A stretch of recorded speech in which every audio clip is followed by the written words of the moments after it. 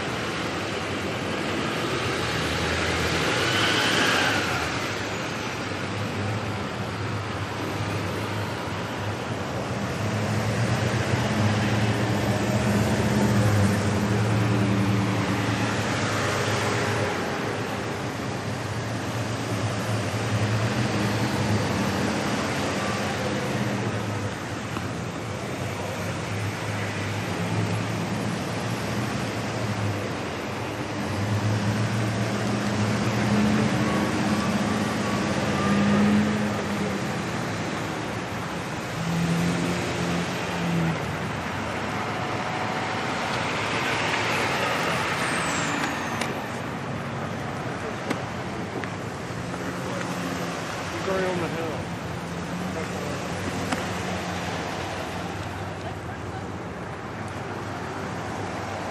He's crazy. I would never do that. All right, brilliant.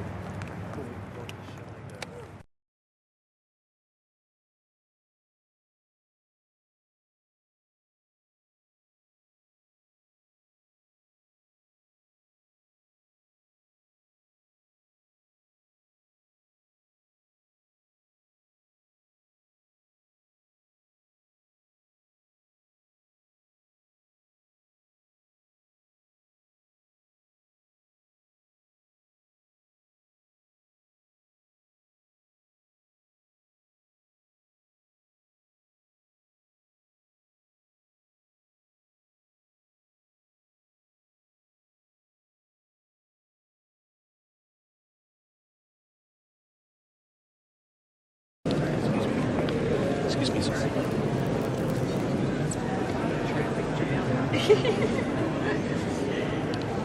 Did you hear Neil spin on it? The fact that you didn't endorse Court wasn't endorsement of the fact.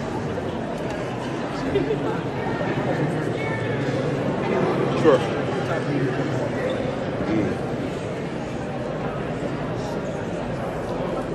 Hey. How are you? I don't know. We'll see how the end of the night goes. Does Melania used to really walk down? What's that? That's a good question. I don't know. I think she has maybe in the past. Maybe she didn't, and I feel like maybe Jill did. Like, is that a film camera? Is that like a wind up? Yes, oh my gosh, yes. Wow, that's amazing. Where you get it developed? Well, you know Frank, Yeah. He gave this to me for a little secret Santa, Oh, very and so good. he's going to develop it for me when my internship is over. Oh, nice. Very good. Okay. Yeah. I know, right? I'm old enough to have been around as an adult when those things were fairly common. When you use. were actually just using these. Exactly. That's and then one day you weren't, and that was it. Yeah, I know. It's crazy. I keep messing it up too. I got a really good picture of the ceiling. Who else is coming? Just the house? I need to go back upstairs, and I'm wondering if there's anyone else. I saw members of his cabinet come in earlier. There's Bergen and some of those guys. Yeah, I saw Then the them. House leadership came in already. Oh, okay. They came in before the senators did. Senators just came in. So that's probably it, right? And so unless there's somebody really thinking, I mean, if It's Melania me. does come this It's way, me. it's you. Well, Vance came in, so I guess Melania would be the biggest name to come in if she comes this Do you way. think if I just got in that little line and started walking like I I belong? think that you would totally my work it out. flashes would go off for sure. I stood in that hallway where they were letting everyone in for a long time You until know? they were like, "Who are you with?" And I was like, "No one." Please leave. I And think- was I like, think he can work it. honestly, I was there for like a good 30 minutes before I knew. Alright, I'm gonna go back upstairs. Do that. Good seeing you guys. Yes.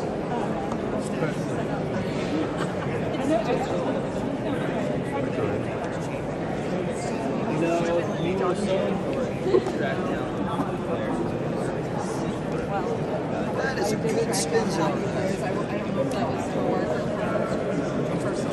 You want to do ask him to marry you. You'll get married to two people this year. Hear me from where I was.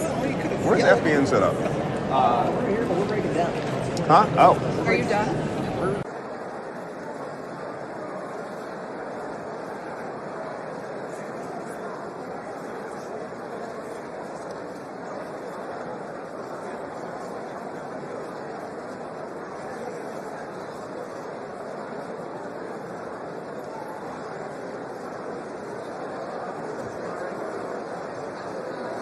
I'll let you guys do your work here.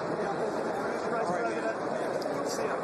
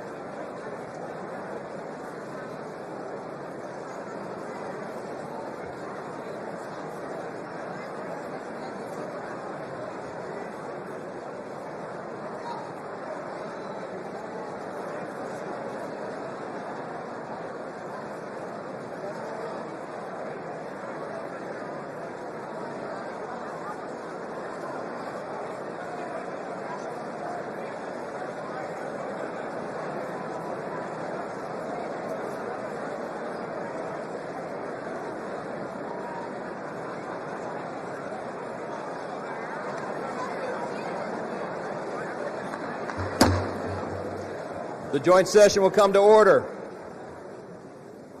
The chair appoints as members of the committee on the part of the House to escort the President of the United States into the chamber: the gentleman from Louisiana, Mr. Scalise; the gentleman from Minnesota, Mr. Emmer; the gentlewoman from Michigan, Mrs. McClain; the gentleman from North Carolina, Mr. Hudson; the gentleman from Pennsylvania, Mr. Reschenthaler; the gentleman from Utah, Mr. Moore; the gentlewoman from Indiana, Mrs. Houchin; the gentleman from Oklahoma, Mr. Hearn; the gentleman from New York, Mr. Jeffries; the gentleman from California, Mr. Aguilar; the gentleman from California, Mr. Liu; the gentlewoman from Washington, Mrs. Delbene; the gentlewoman from Michigan, Mrs. Dingell. The President of the Senate, at the direction of that body, appoints the following senators as members of the committee on the part of the Senate to escort the President of the United States into the House chamber: the Senator from South Dakota, Mr. Thune; the Senator from Wyoming, Mr. Barrasso; the Senator from Arkansas, Mr. Cotton; the Senator from West Virginia, Mrs. Capito; the Senator from Oklahoma, Mr. Langford; the Senator from South Carolina, Mr. Scott; the Senator from New York, Mr. Schumer; the Senator from Illinois, Mr. Durbin; and the Senator from Minnesota, Ms. Klobuchar. The members of the escort committee will exit the chamber through the lobby doors.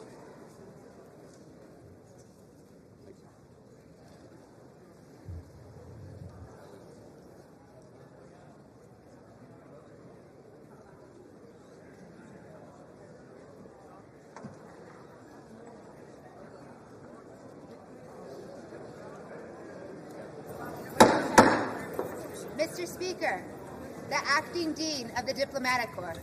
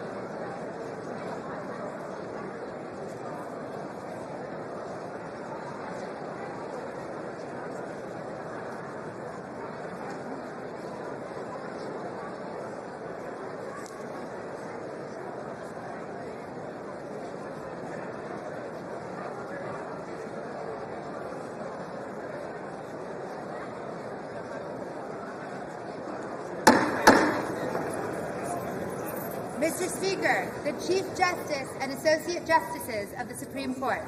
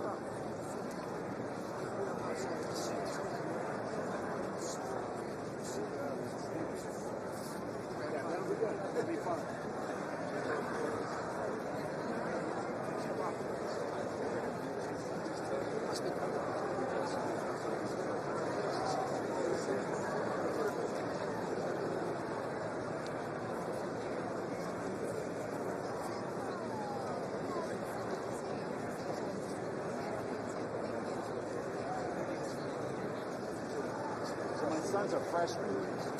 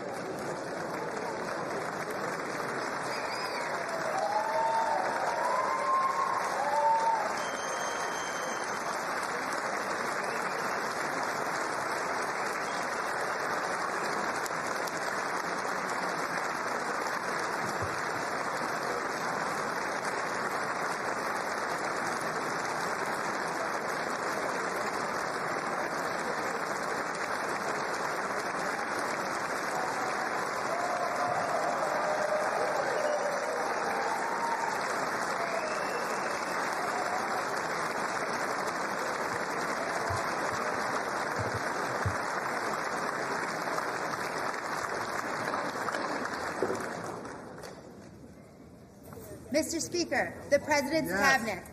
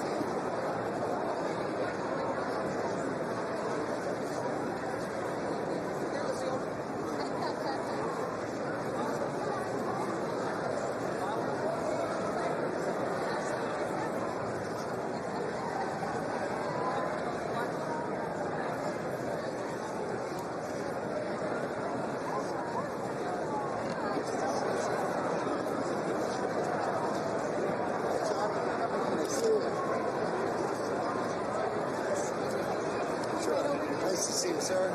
Good to see you. Yes, good to see you.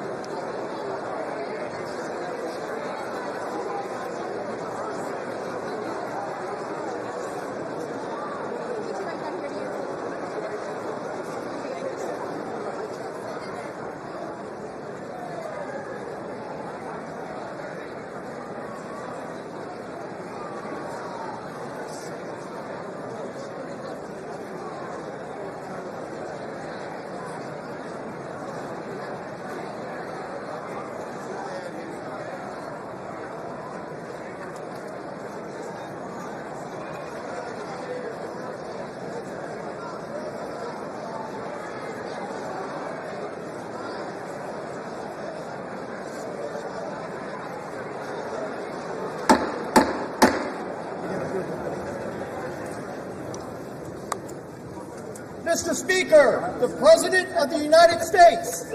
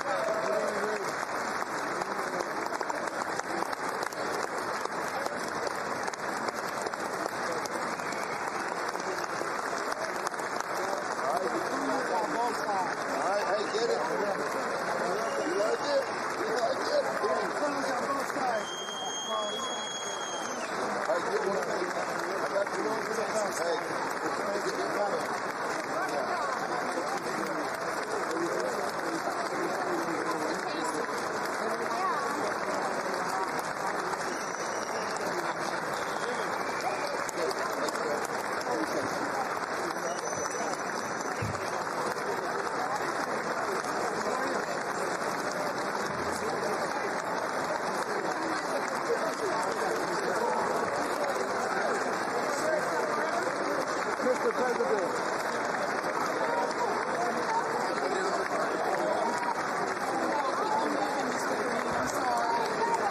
to keep them on time.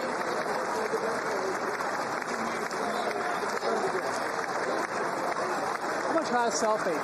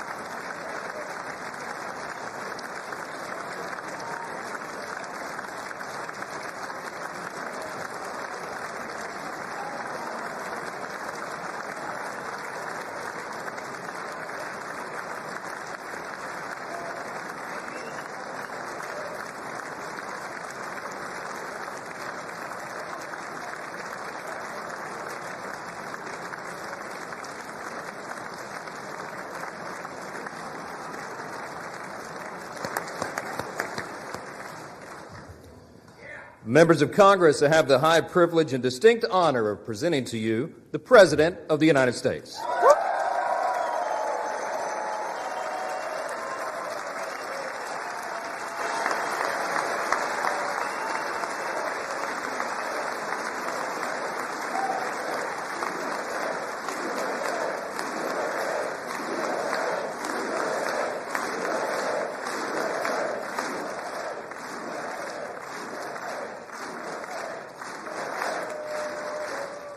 Well, thank you very much, everybody. It's really an honor. Speaker Johnson, Vice President Vance, First Lady of the United States,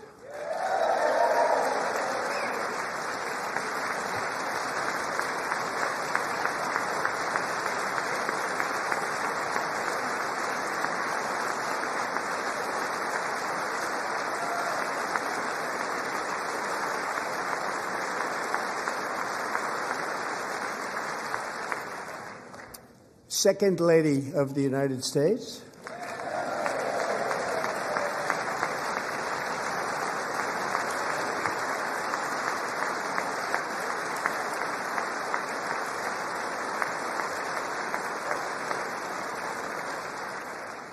members of Congress, and my fellow Americans. Our nation is back, bigger, better, richer, and stronger than ever before.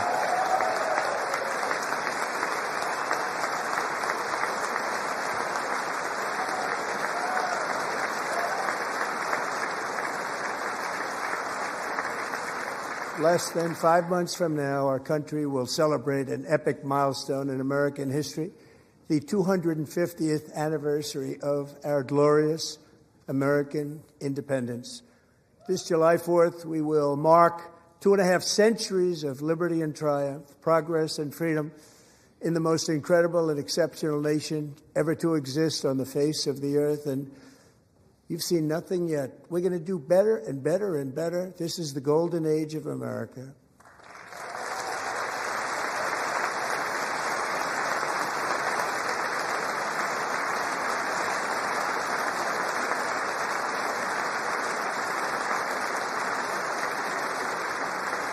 When I last spoke in this chamber 12 months ago, I had just inherited a nation in crisis with a stagnant economy, inflation at record levels, a wide open border, horrendous recruitment for military and police, rampant crime at home, and wars and chaos all over the world. But tonight, after just 1 year, I can say with dignity and pride that we have achieved a transformation like no one has ever seen before, and a turnaround for the ages. It is indeed a turnaround for the ages.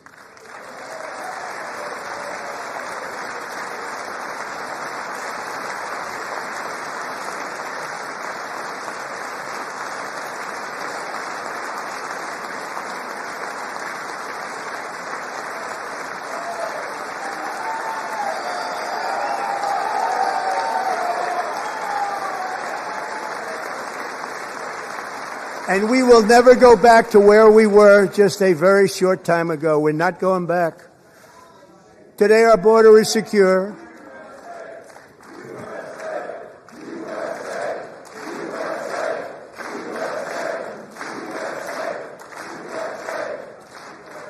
Thank you.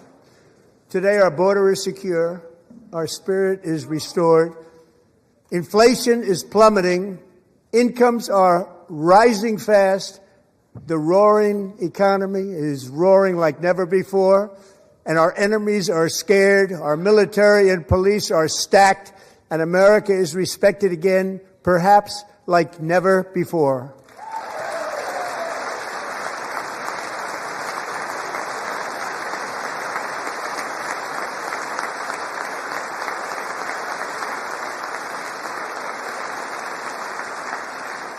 After 4 years in which millions and millions of illegal aliens poured across our borders, totally unvetted and unchecked, we now have the strongest and most secure border in American history by far.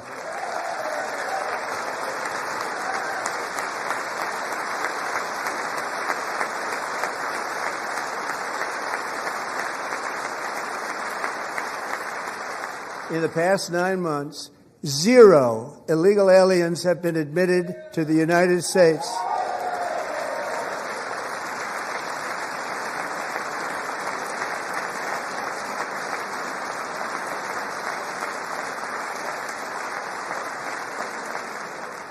But we will always allow people to come in legally, people that will love our country and will work hard to maintain our country.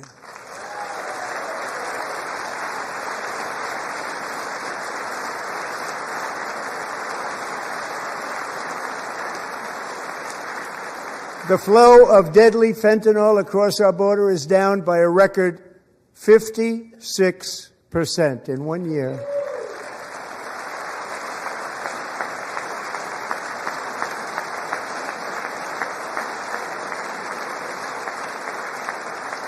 And last year, the murder rate saw its single largest decline in recorded history. This is the biggest decline, think of it, in recorded history, the lowest number in over 125 years, year 1900. In fact, substantially before my wonderful father, I had a wonderful father, Fred, before he was born, substantially before he was born.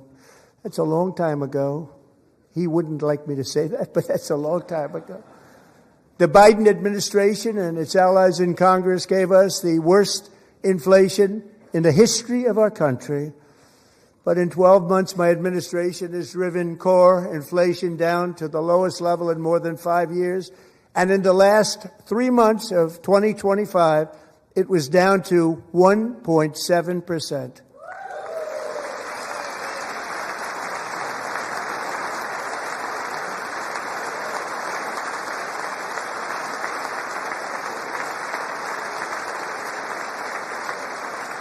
Gasoline, which reached a peak of over $6 a gallon in some states under my predecessor, it was quite honestly a disaster, is now below $2.30 a gallon in most states, and in some places $1.99 a gallon. And when I visited the great state of Iowa just a few weeks ago, I even saw $1.85 a gallon for gasoline.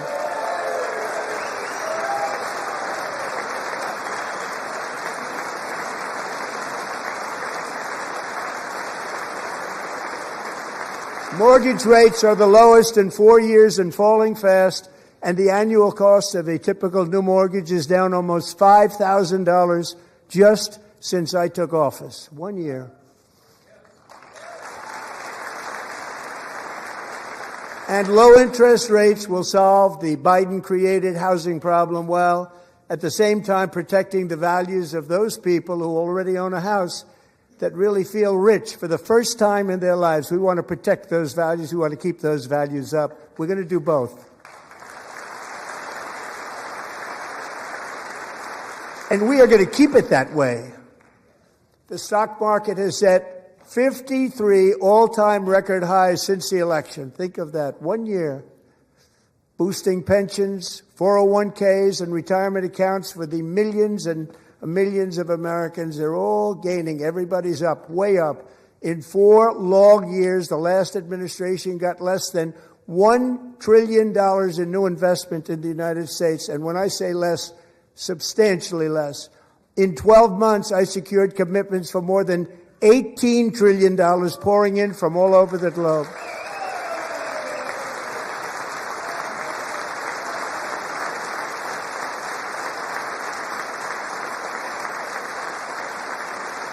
Think of it, much less than $1 trillion for 4 years versus much more than $18 trillion for 1 year. What a difference a president makes. A short time ago, we were a dead country. Now we are the hottest country anywhere in the world, the hottest.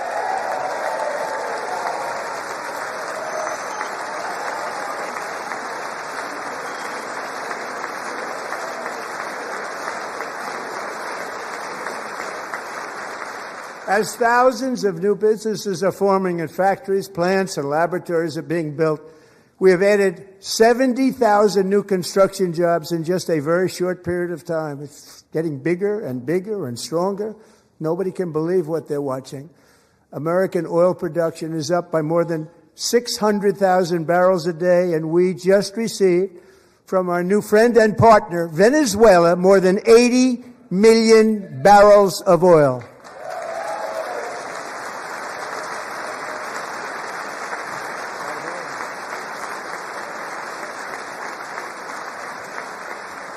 American natural gas production is at an all-time high because I kept my promise to drill, baby, drill.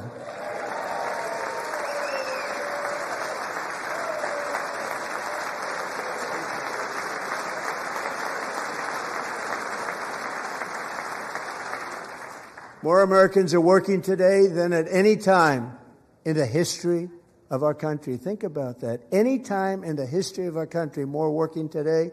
And 100% of all jobs created under my administration have been in the private sector.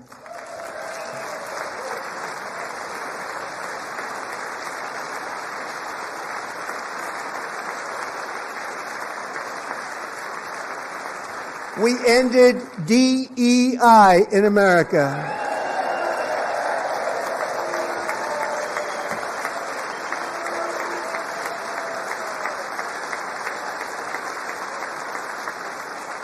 We cut a record number of job-killing regulations, and in 1 year we have lifted 2.4 million Americans, a record, off of food stamps.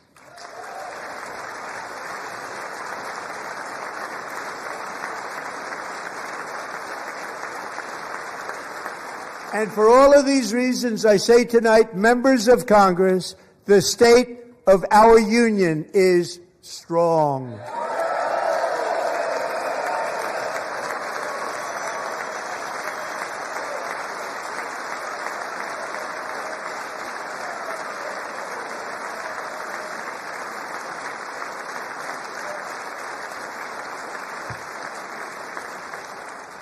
Our country is winning again. In fact, we're winning so much that we really don't know what to do about it. People are asking me, please, please, please, Mr. President, we're winning too much. We can't take it anymore. We're not used to winning in our country. Until you came along, we're just always losing, but now we're winning too much. And I say, no, no, no, you're going to win again. You're going to win big. You're going to win bigger than ever. And to prove that point, here with us tonight is a group of winners who just made the entire nation proud. The men's gold medal Olympic hockey team. Come on in.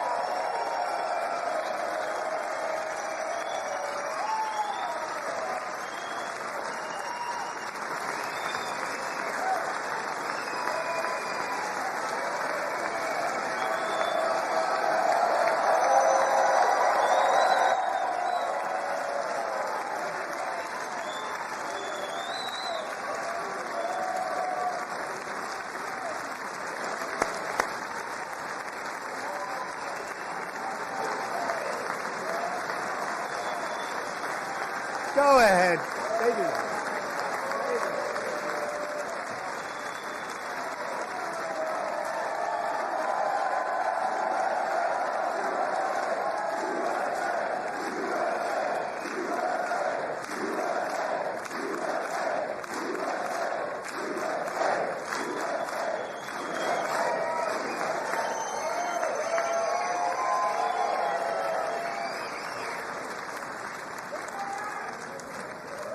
That's the first time I've ever seen them get up.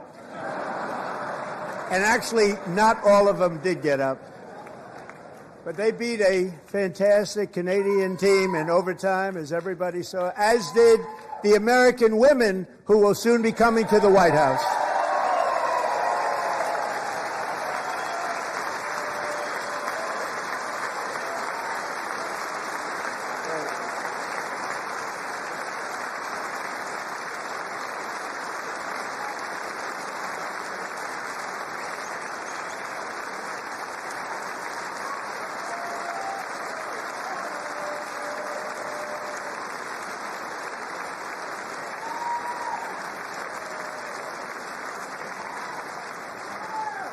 They were in the Oval Office before, and I just want to say a second very big congratulations to Team USA. But I have to say that, and I told them this, and we took a vote of the team. I said, anybody votes no, I'm not doing it.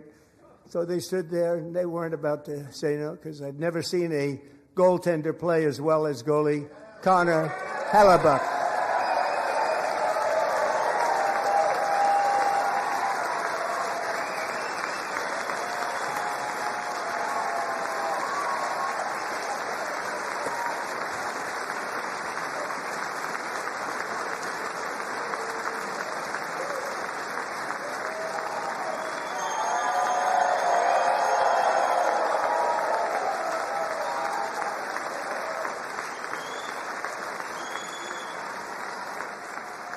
Think of it, 46 shots on goal, and I asked him, the one shot, the one where you put your stick in the back and it hit the neck of your stick and bounced off, you practice that, or was that a little lucky? He refused to answer that question. But I just want to tell you that the members of this great hockey squad will be very happy to hear, based on their vote and my vote, and in this case my vote was more important, that I will soon be presenting Connor with our highest civilian honor, which we will be given and which has been given to many athletes over the years. But when I say many, not too many, like 12, it's called the highest civilian honor in our country, the Presidential Medal of Freedom.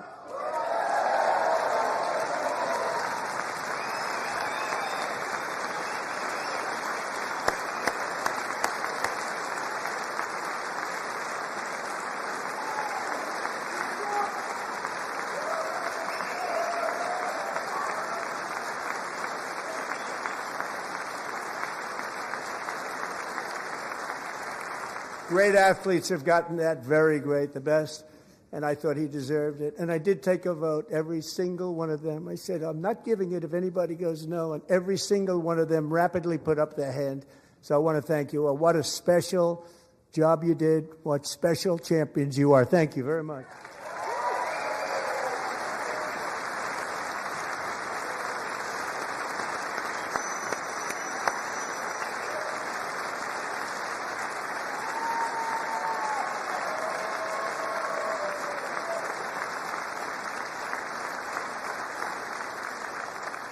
I'm also pleased to say that the next time the Olympic torch is lit, it will be here in America for the 2028 Olympics, and it's the summer version right in Los Angeles. We're going to do a good job in Los Angeles.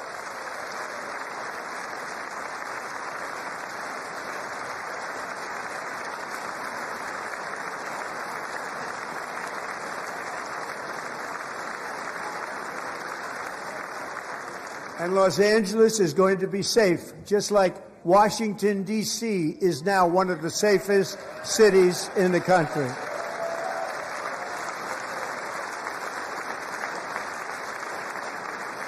And this year, and I must say I got them both. I got them in my first term, and I was disappointed because I didn't think I'd be the president when this happened. But strange things took place.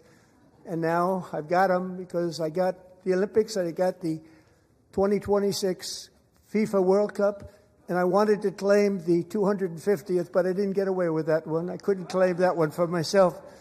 But we're getting the World Cup, so we have the World Cup and the Olympics coming, and that is exciting news.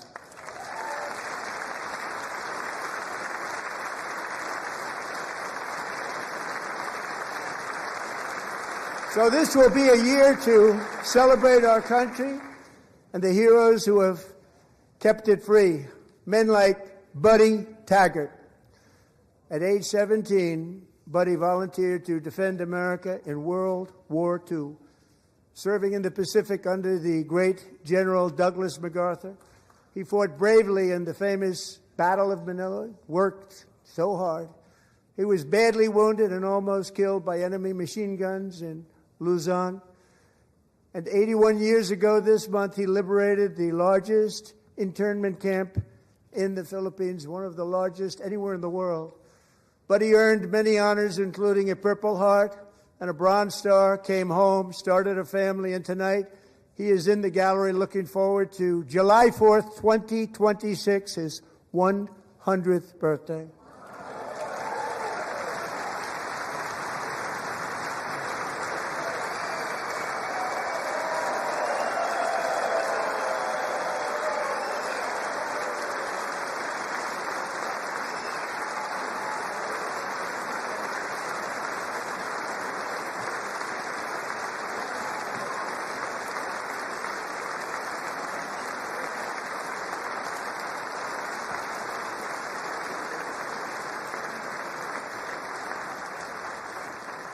So, Buddy, you're a brave man, and we salute you. Even in times of challenge, setback, and immense heartache, the spirit of 1776 has always shone through very brightly. It was July 4th of last year when floodwaters tore through a girls' summer camp in Central Texas, one of the worst things I've ever seen. I was there, rising 26 feet in the matter of minutes, tragically claiming many, many lives. You all remember that one. as the waters threatened to sweep her away. 11-year-old Millie Kate McClymont closed her eyes and prayed to God. She thought she was going to die. Those prayers were answered when Coast Guard rescue swimmer Scott Ruskin descended from a helicopter above. Nobody knew where he came from. It was Scott's first ever rescue mission. A young guy, but very brave, very, very top, always top in his class. And he lifted not just Millie Kate, but 164 others to safety.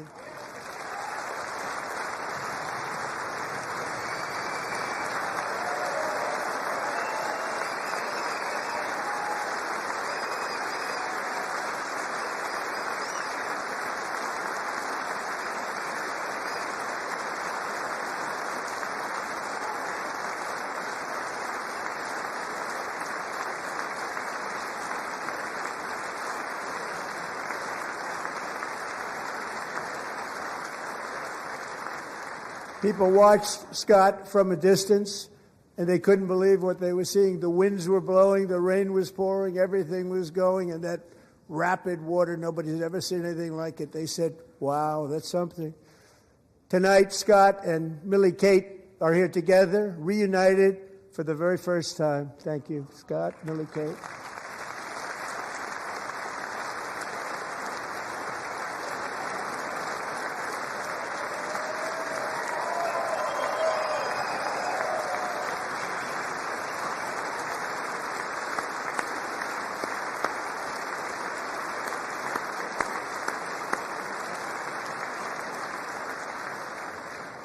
And Petty Officer Ruskin, I'm pleased to inform you that I am now awarding you the Legion of Merit for extraordinary heroism, which is what it was, extraordinary heroism. Thank you.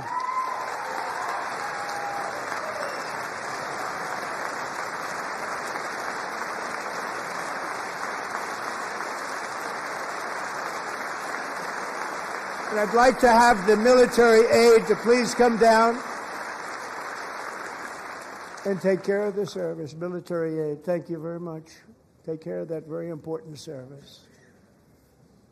Thank you very much.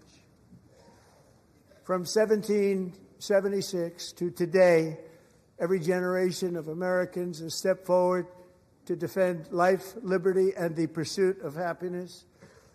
And they're really doing it for the next generation.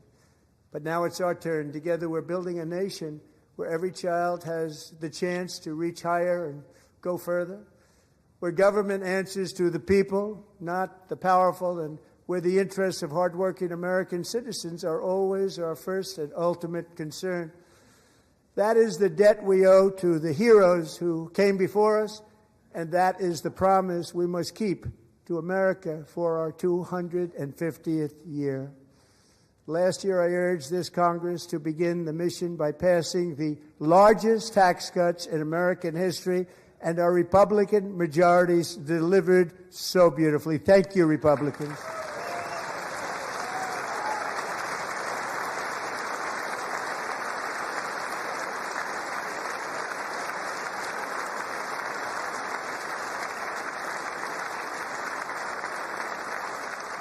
All Democrats, every single one of them, voted against these really important and very necessary massive tax cuts.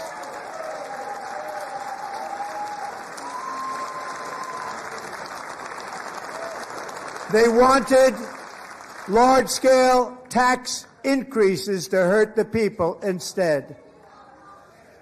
But we held strong, and with the great, big, beautiful bill, we gave you no tax on tips, no tax on overtime, and no tax on Social Security for our great seniors.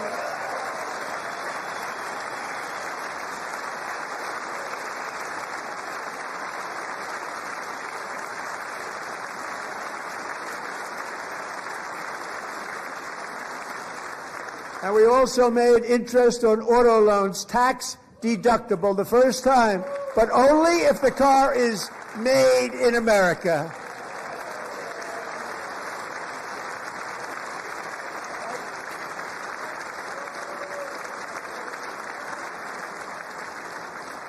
Recently in Pennsylvania, I met Megan Hemhauser, a devoted mom who's homeschools her children, beautiful, 2 children, during the day while waiting tables at night as her husband works overtime operating very heavy equipment.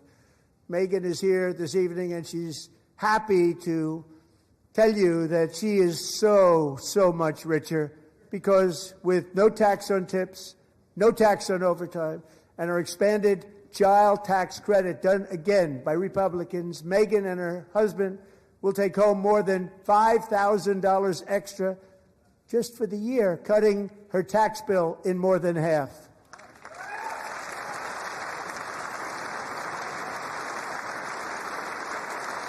Megan, please stand up. We're fighting for you, Megan.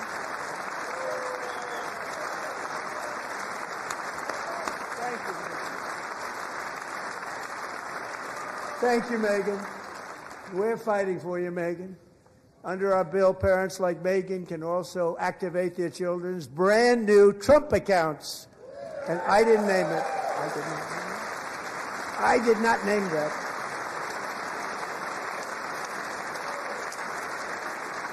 Nobody believes me, but I did not name it. It was named by a very tall man sitting right there in the third row. Nice man, a good man. Tax-free investment accounts for every American child. This is something that's so special and has taken off and gone through the roof.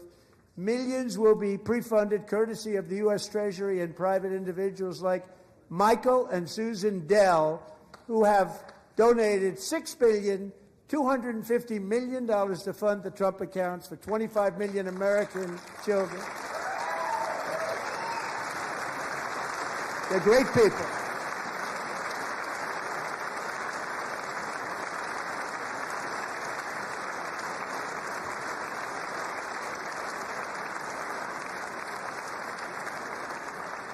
When I asked Michael Dell, how do you make all that money? He said, well, I just sat on my dorm in school, and I made computers, and I'd sell them to people, and I just kept selling and selling and selling, and pretty amazing story. That's called the American dream. He sold a lot of computers, a lot of those laptops, so I congratulate him on that, but I really thank him and Susan, as well as others like Brad Gerstner, a very tremendous guy. He was behind it right from the beginning. Brad Gerstner. Thank you, Brad.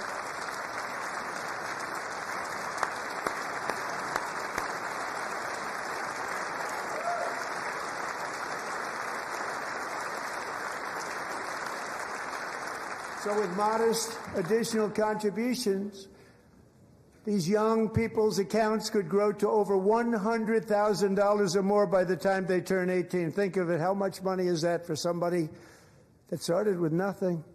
Over 100,000, could be much more than that. To make this investment in our children's future, go to TrumpAccounts.gov. TrumpAccounts.gov. And a lot of people are doing it. It's setting every record in the book. It's popular.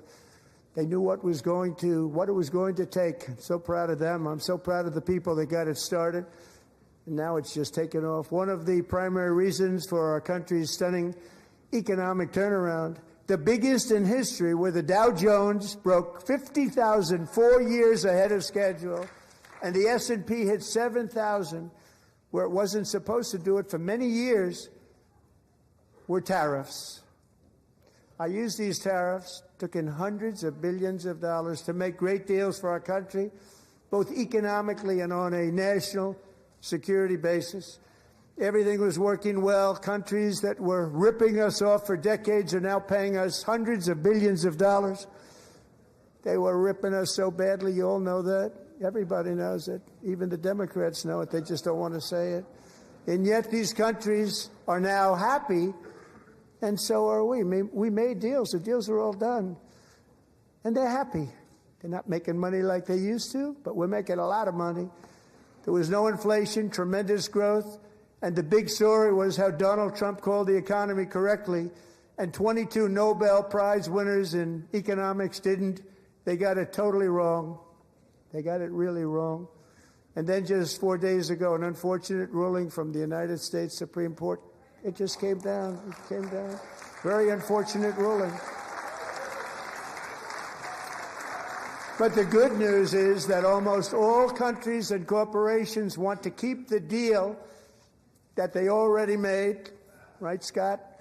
Knowing that the legal power that I, as president, have to make a new deal could be far worse for them, and therefore they will continue to work along the same successful path that we had negotiated before the Supreme Court's unfortunate involvement.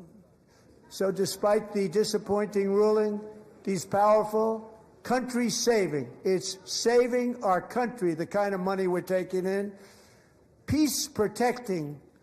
Many of the wars I settled was because of the threat of tariffs. I wouldn't have been able to settle them without. Will remain in place under fully approved and tested alternative legal statutes. And they have been tested for a long time. They're a little more complex, but they're actually probably better, leading to a solution that will be even stronger than before.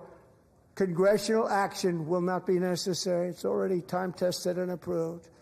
And as time goes by, I believe the tariffs paid for by foreign countries will, like in the past, substantially replace the modern-day system of income tax, taking a great financial burden off the people that I love.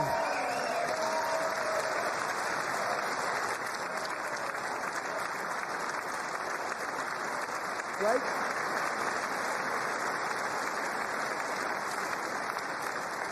Moving forward, factories, jobs, investment, and trillions of dollars will continue pouring into the United States of America because we finally have a president who puts America first. I put America first.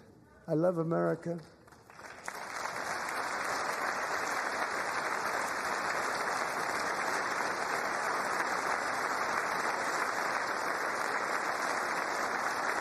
For decades before I came along, we had the exact opposite.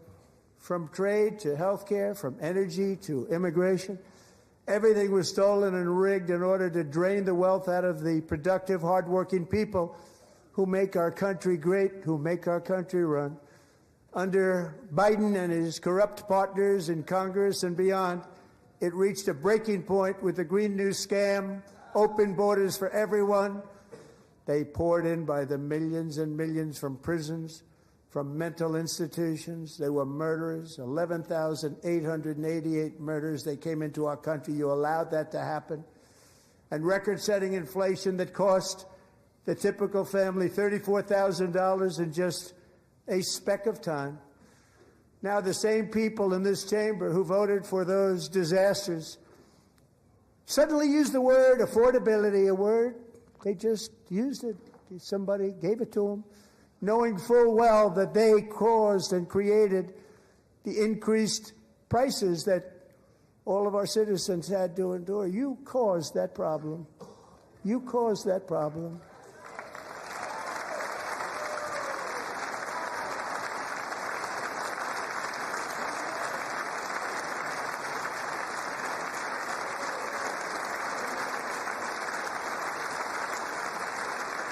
They knew their statements were a lie. They knew it. They knew their statements were a dirty, rotten lie. Their policies created the high prices.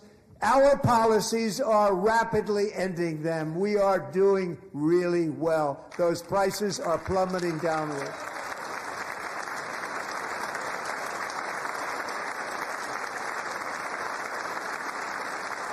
The price of eggs is down 60%, Madam Secretary. Thank you. The cost of chicken, butter, fruit, hotels, automobiles, rent is lower today than when I took office by a lot. And even beef, which was very high, is starting to come down significantly. Just hold on a little while. We're getting it down. And soon you will see numbers that few people would think were possible to achieve just a short time ago. Nobody can believe when they see the kind of numbers, and especially energy, when they see energy going down to numbers like that, they cannot believe it. It's like another big tax cut. I'm also confronting one of the biggest ripoffs of our times, the crushing cost of health care caused by you. Since the passage of the Unaffordable Care Act, sometimes referred to as Obamacare, big insurance company has gotten rich. It was meant for the insurance companies, not for the people. With our government giving them hundreds and hundreds of billions of dollars a year as their stock prices soared 1,000, 1,200, 1,400, and even 1,700%, like nothing else. That's why I introduced the great health care plan. I want to stop all payments to big insurance companies and instead give that money directly to the people so they can buy their own health care, which will be better health care at a much lower cost.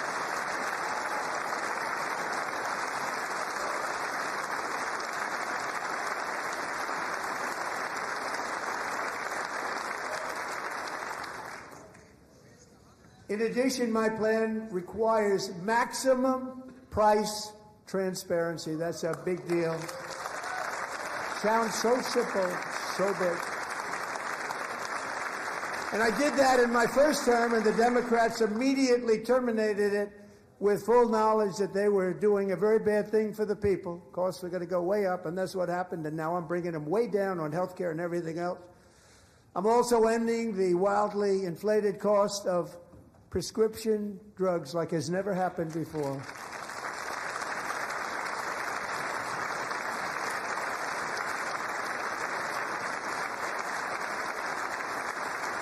Other presidents tried to do it, but they never could. They tried. Most didn't try, actually. But they tried. They said they tried. They couldn't do it. They didn't even come close. They were all talk and no action. But I got it done. Under my just enacted most favored nation agreements, Americans who have for decades paid by far the highest prices of any nation anywhere in the world for prescription drugs will now pay the lowest price anywhere in the world for drugs. Anywhere. The lowest price.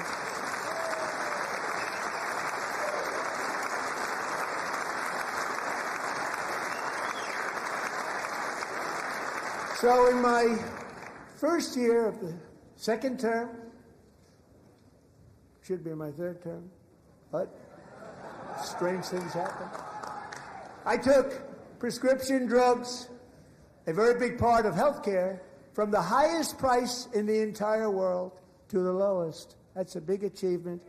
The result is price differences of 300, 400, 500, 600% and more, all available right now at a new website called TrumpRx.gov. And I didn't name that one either, by the way.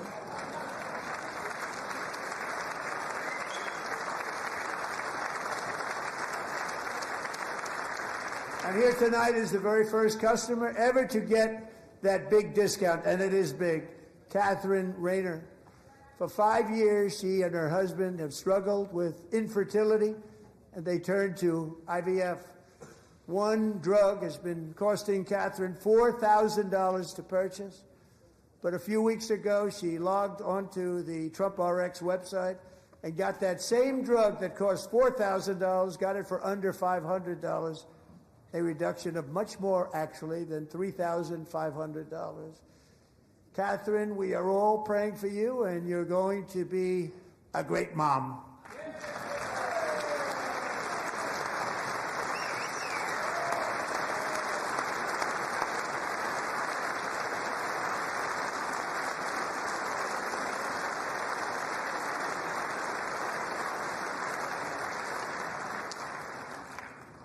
So now I'm calling on Congress to codify my most favored nation program into law. Now, the one thing, I'm not sure it matters because it's going to be very hard for somebody that comes along after me to say, let's raise drug prices by 700 or 800%.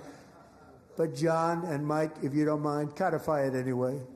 They may do it. Codify it anyway. Thank you. Many Americans are also concerned that energy demand from AI data centers could unfairly drive up their electric utility bills. Tonight, I'm pleased to announce that I have negotiated the new Ratepayer Protection Pledge. You know what that is? We're telling the major tech companies that they have the obligation to provide for their own power needs. They can build their own power plants as part of their factory so that no one's prices will go up And in many cases, prices of electricity will go down for the community, and very substantially down. This is a unique strategy never used in this country before. We have an old grid. It could never handle the kind of numbers, the amount of electricity that's needed. So I'm telling them they can build their own plant. They're going to produce their own electricity. It will ensure the company's ability to get electricity while at the same time lowering prices of electricity for you, and could be very substantial for all of you cities and towns. You're going to see some good things happen over the next number of years. Another pillar of the American dream that has been under attack is home ownership. With us tonight is Rachel Wiggins, a mom of two from Houston.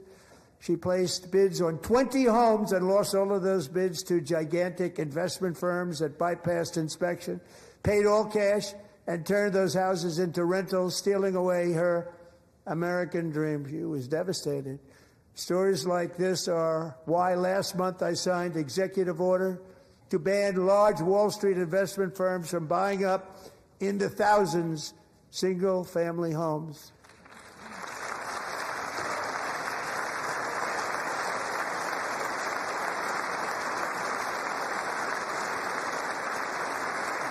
And now I'm asking Congress to make that ban permanent, because homes for people, really, that's what we want. We want homes for people, not for corporations. Corporations are doing just fine. Rachel, thank you very much. Good luck with your home. You'll get one soon.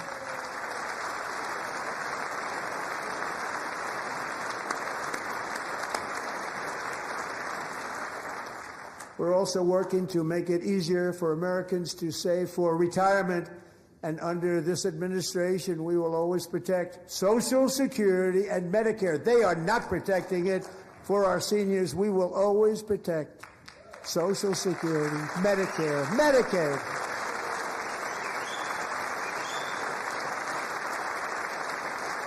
Since I took office, the typical 401k balance is up by at least $30,000. That's a lot of money.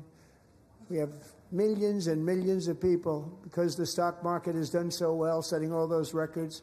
Your 401ks are way up. Yet half of all of working Americans still do not have access to a retirement plan with matching contributions from an employer. To remedy this gross disparity, I'm announcing that next year my administration will give these often forgotten American workers, great people, the people that built our country, access to the same type of retirement plan offered to every federal worker. We will match your contribution with up to $1,000 each year. As we ensure that all Americans can profit from a rising stock market, let's also ensure that members of Congress cannot corruptly profit from using insider information.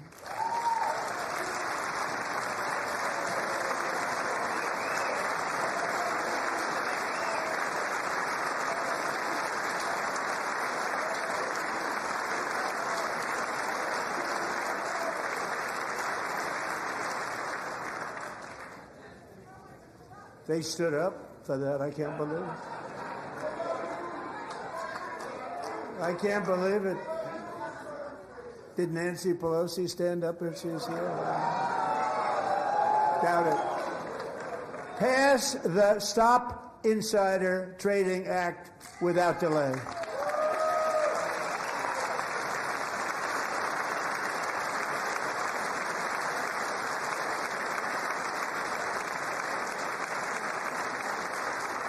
I wasn't sure if anybody even on this side was going to applaud for that. I'm very impressed. Thank you. I'm very impressed.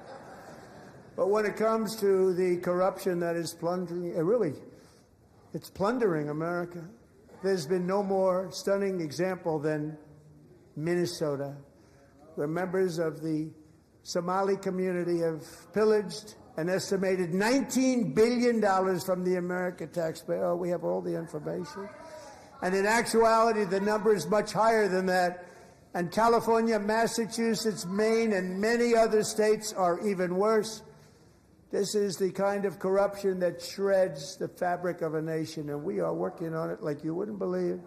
So tonight, although started 4 months ago, I am officially announcing the war on fraud to be led by our great Vice President J.D. Vance.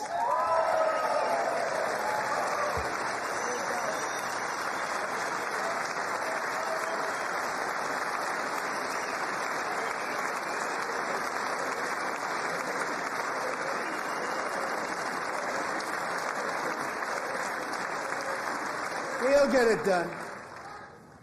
And if we're able to find enough of that fraud, we will actually have a balanced budget overnight. It'll go very quickly. That's the kind of money you're talking about. We'll balance our budget.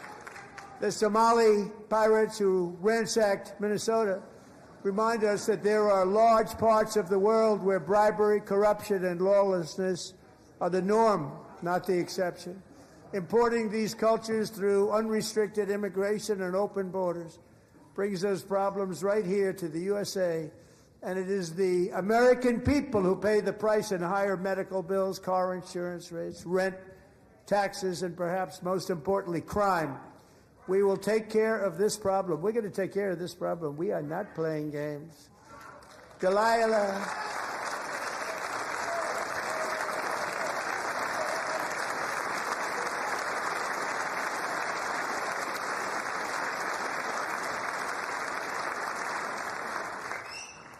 Delilah Colvin was only 5 years old in June 2024 when a 18-wheel tractor trailer plowed into her stopped car traveling at 60 miles an hour or more.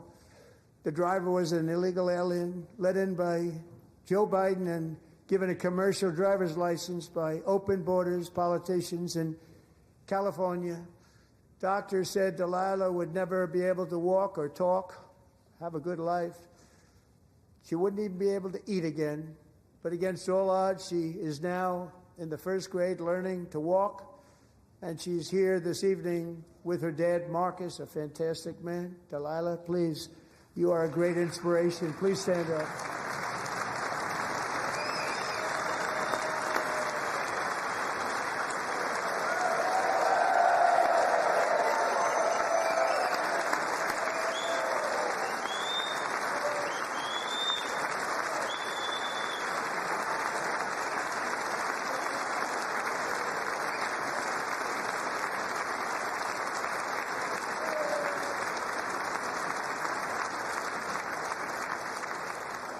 Thank you, Delilah.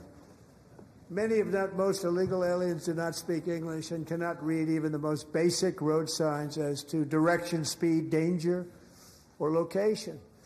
That's why tonight I'm calling on Congress to pass what we will call the Delilah Law, barring any state from granting commercial driver's licenses to illegal aliens.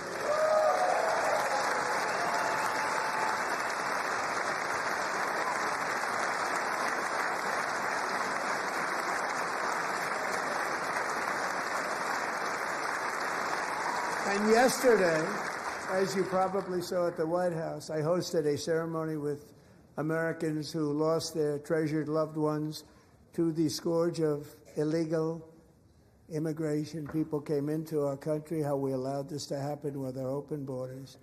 These are the angel moms and families that for decades our government betrayed and our media totally ignored. It was terrible. Hard to believe, actually. In 2023, a 16-year-old high school cheerleader named Elizabeth Medina was supposed to perform in her town's Christmas parade, but she never arrived. Her mother, Jacqueline, went home to look for her, and she found her lying dead in a bathtub, bleeding profusely after being stabbed 25 times. Elizabeth's killer was a previously arrested illegal alien who had broken in and brutally extinguished the brightest light in her family's life, violently and viciously. Her heartbroken mother is in the gallery to remind everyone in this chamber exactly why we are deporting illegal alien criminals to our country at record numbers, and we're getting them the hell out of here fast. We don't want them.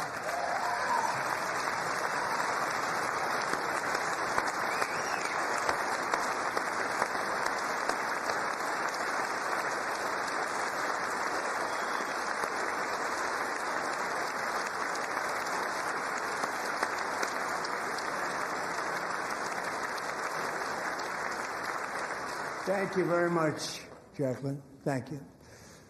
We can never forget that many in this room not only allowed the border invasion to happen before I got involved, but indeed they would do it all over again, if they ever had the chance. If they ever got elected, they would open up those borders to some of the worst criminals anywhere in the world. The only thing standing between Americans and a wide open border right now is President Donald J. Trump and our great Republican patriots in Congress. Thank you. Thank you.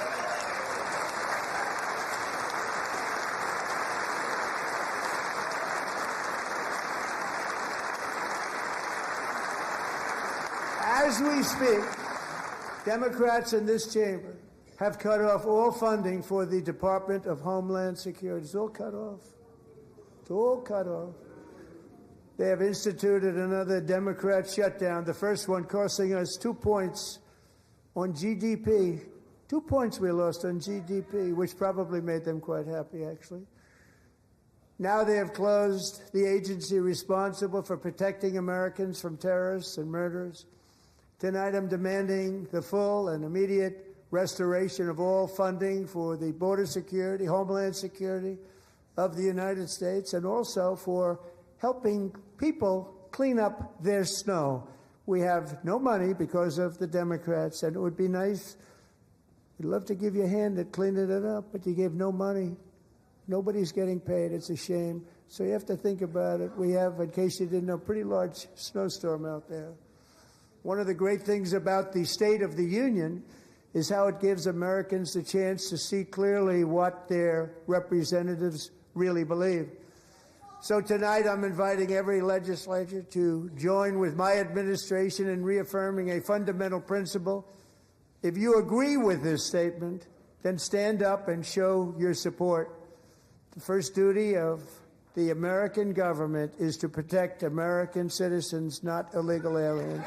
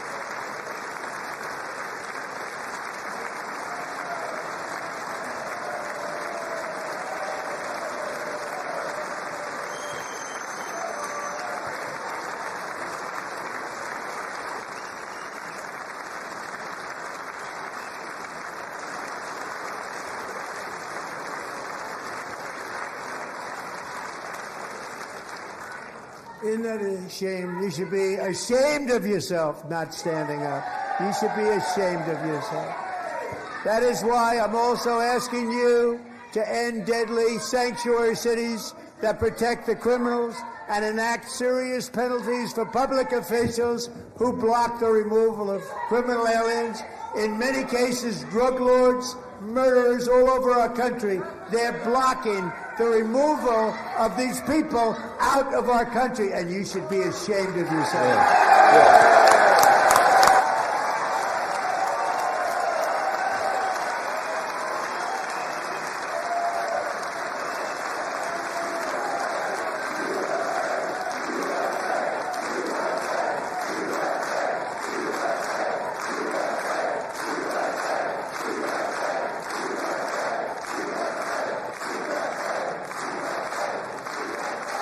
And perhaps most importantly, I'm asking you to approve the Save America Act.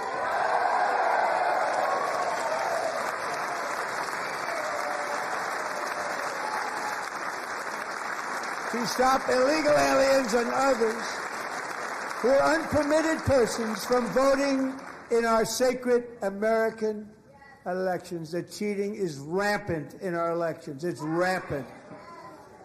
It's very simple. All voters must show voter ID.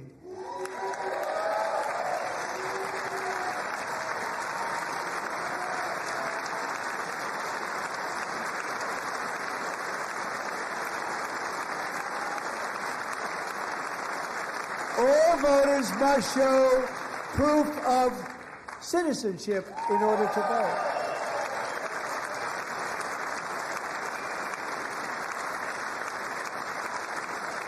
And no more crooked mail-in ballots except for illness, disability, military, or travel. None.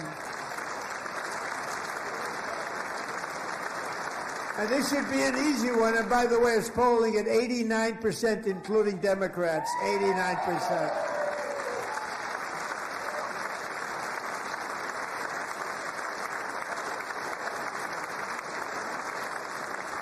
And even the new communist mayor of New York City, I think he's a nice guy, actually. Speak to him a lot. Bad policy, but nice guy. Just said they want people to shovel snow. They got hit hard. Wants them to shovel snow, but if you apply for that job, you need to show 2 original forms of ID and a Social Security card. Yet they don't want identification for the greatest privilege of them all, voting in America. No, it's no good. No good.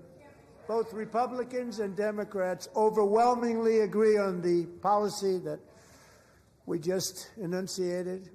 And Congress should unite and enact this common sense, country-saving legislation right now, and it should be before anything else happens.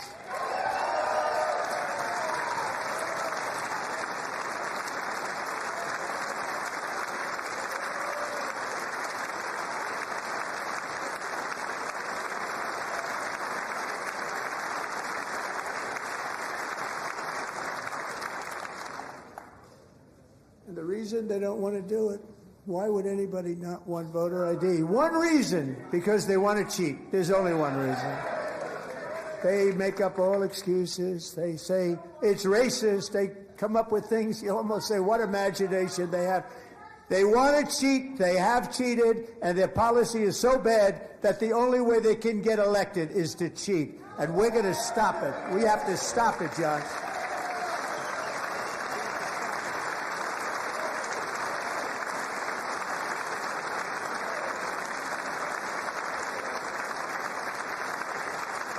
And here is one more opportunity to show common sense in government.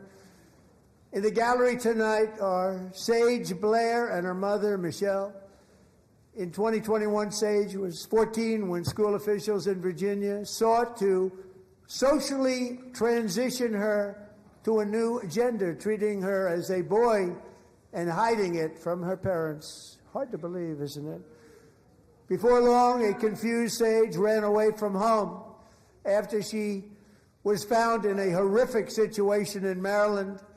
A left-wing judge refused to return Sage to her parents because they did not immediately state that their daughter was their son. Sage was thrown into an all-boys state home and suffered terribly for a long time. But today, all of that is behind them because Sage is a proud and wonderful young woman with a full-ride scholarship to Liberty University. Sage and Michelle, please stand up.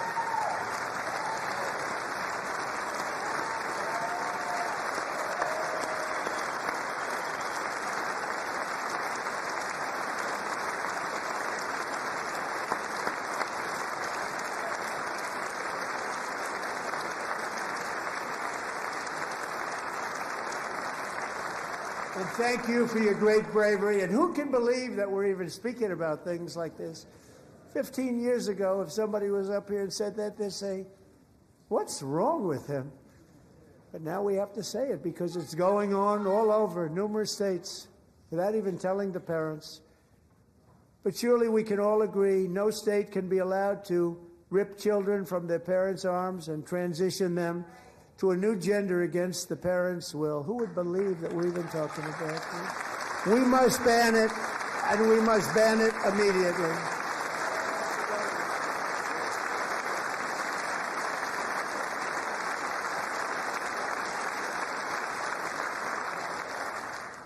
Look, nobody stands up. These people are crazy. I'm telling you. They're crazy.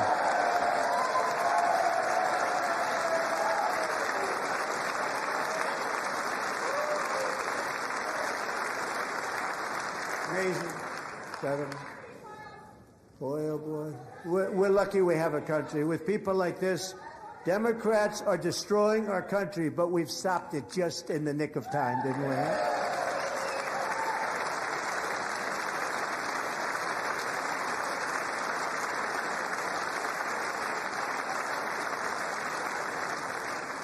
No one cares more about protecting America's youth than our wonderful First Lady. Now a movie star. She's a movie star. Can you believe it?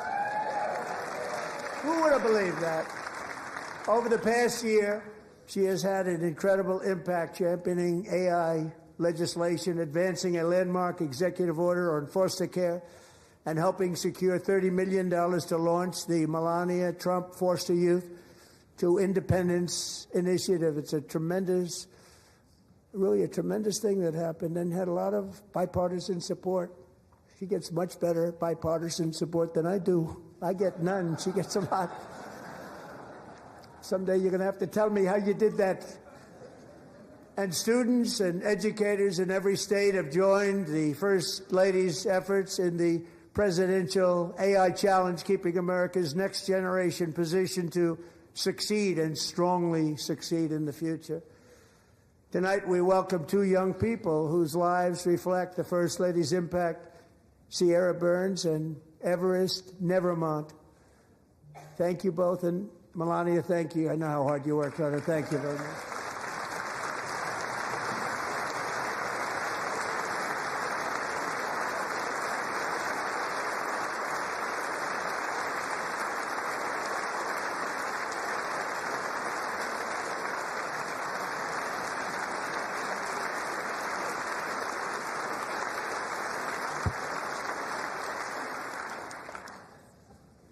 I'm very proud to say that during my time in office, both the first 4 years and in particular this last year, there has been a tremendous renewal in religion, faith, Christianity, and belief in God.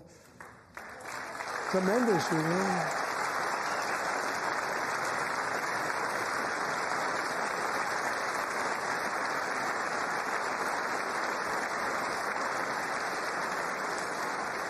This is especially true among young people, and a big part of that had to do with my great friend, Charlie Kirk, a great guy, great man.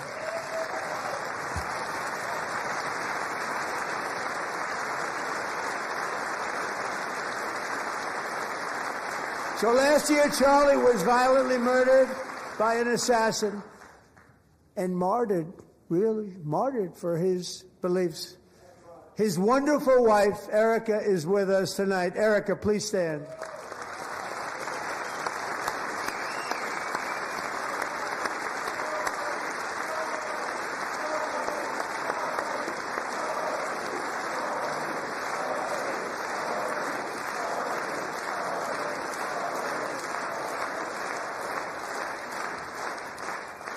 Thank you, Erica.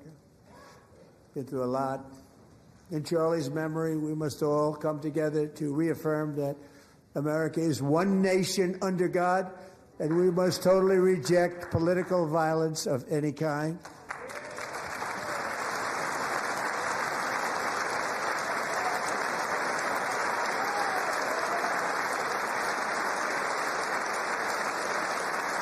We love religion, and we love bringing it back, and it's coming back at levels that nobody actually thought possible. It's really a beautiful thing to see.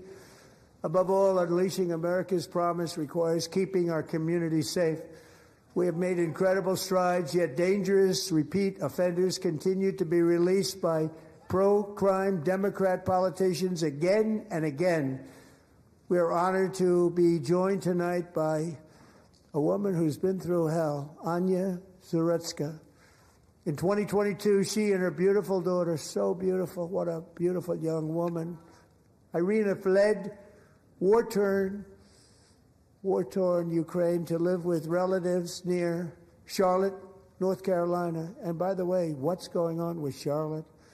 Last summer, 23-year-old Irina was riding home on the train when a deranged monster who had been arrested over a dozen times and was released through no cash bail stood up and viciously slashed a knife through her neck and body. No one will ever forget. There were people on that train.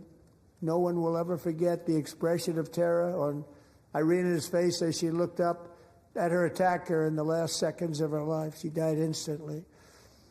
She had escaped a brutal war only to be slain by a hardened criminal set free to kill in America. Came in through open borders.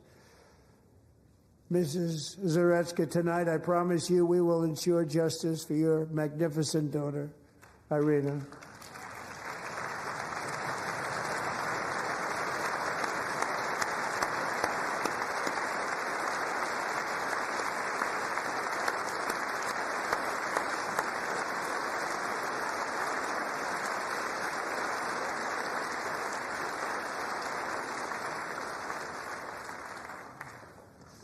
How do you not stand? How do you not stand? I'm asking this Congress to pass tough legislation to ensure that violent and dangerous repeat offenders are put behind bars, and importantly, that they stay there.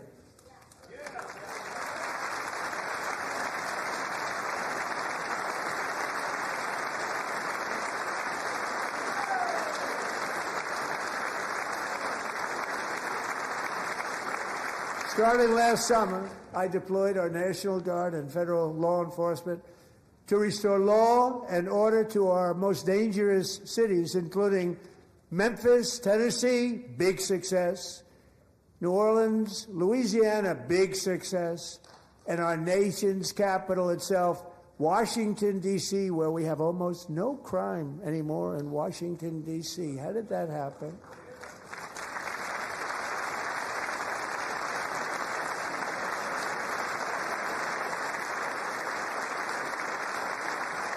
In fact, crime in Washington is now at the lowest level ever recorded, and murders in D.C. this January were down close to 100% from a year ago.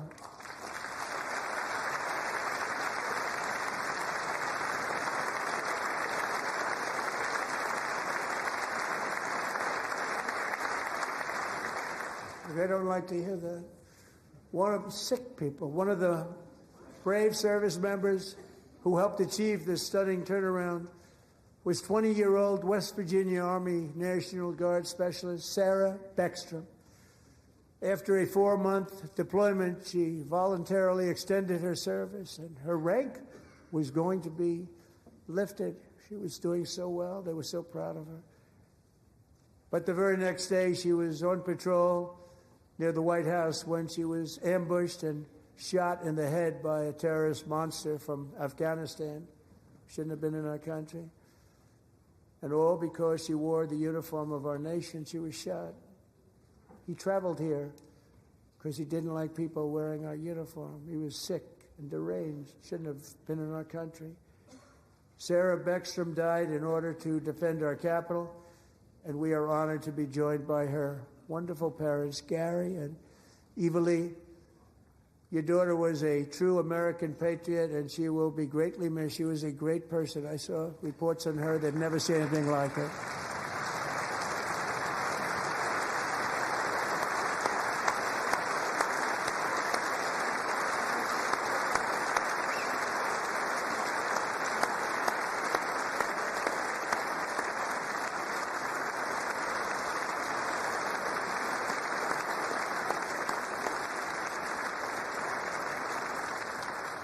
So sorry. Thank you very much. A great young lady. I saw reports that were like, perfect. She was perfect. Serving alongside Sarah that day was Staff Sergeant Andrew Wolf. The terrorist shot Andrew in the head, and no one thought he could possibly make it. The two of them, Sarah and Andrew, both shot violently in the head. Neither was expected to make it. They weren't even given a chance, except his wonderful mother, named Melody, who I spoke to the same night, and she was so positive. The doctors thought that Andrew was gone, but his mother said, no, Mr. President, Andrew will be fine. He's going to make it. I've never seen anything like it. I mean, he was given almost no chance. She said, I have no doubt, sir, he's going to be okay. This was a conversation that I had with her that night, with her son laying helplessly in bed, blood all over.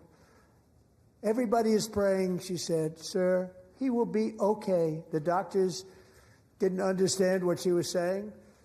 And after looking at the results of the damage done, neither did I. She was so strong and conclusive that even Andrew's great father felt she didn't really understand the gravity of the situation. But she turned out to be right. Right, Melanie? She turned out to be right.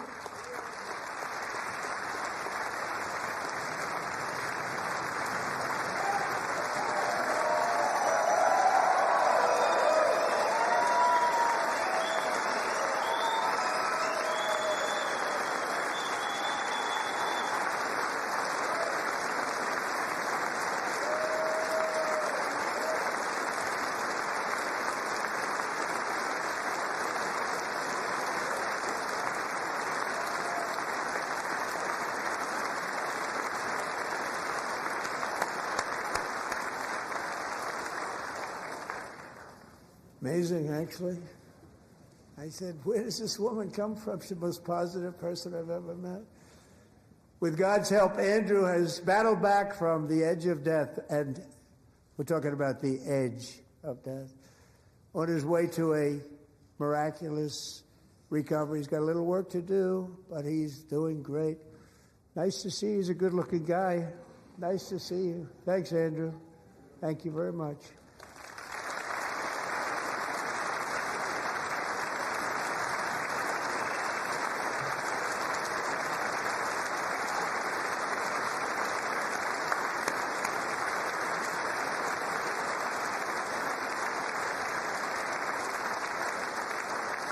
So, Andrew, while you're up, now I'm going to ask a highly respected General James Seward to present Staff Sergeant Andrew Wolf and the great family of Sarah Beckstrom with the award created by our late, great President George Washington himself. It's called the Purple Heart.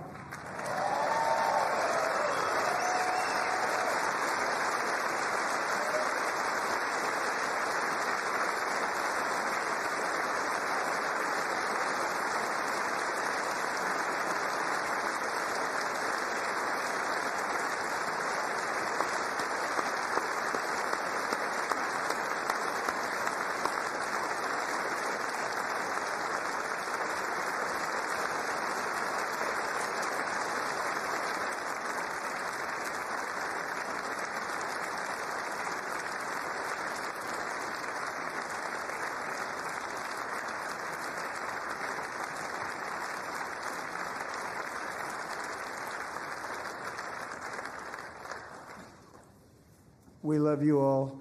Love you. We're proudly restoring safety for Americans at home, and we are also restoring security for Americans abroad. Our country has never been stronger. My first 10 months, I ended 8 wars, including Cambodia. Isn't it funny? Sick people. Cambodia and Thailand, Pakistan and India. Would have been a nuclear war. 35 million people, said the Prime Minister of Pakistan, would have died if it were not for my involvement. Kosovo and Serbia, Israel and Iran, Egypt and Ethiopia, Armenia and Azerbaijan, the Congo and Rwanda, and of course the war in Gaza, which proceeds at a very low level. It's just about there. And I want to thank Steve Witkoff and Jared Kushner for your help. Thank you, Steve. Thank you, Jared.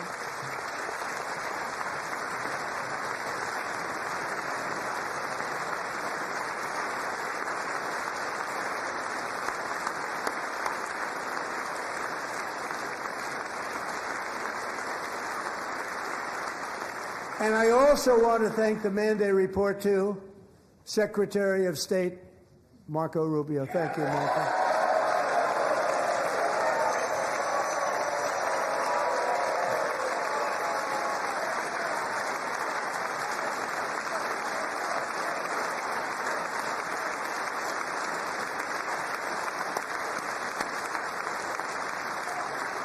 People don't like you. You know, Marco got 100% of the votes when he was in confirmation. I think our next one was about 54%. And some of the Democrats are now saying, I can't believe we approved that guy. And he said it's an honor that they feel that way, right, Marco? You have done a great job, great Secretary of State. I think he'll go down as the best ever.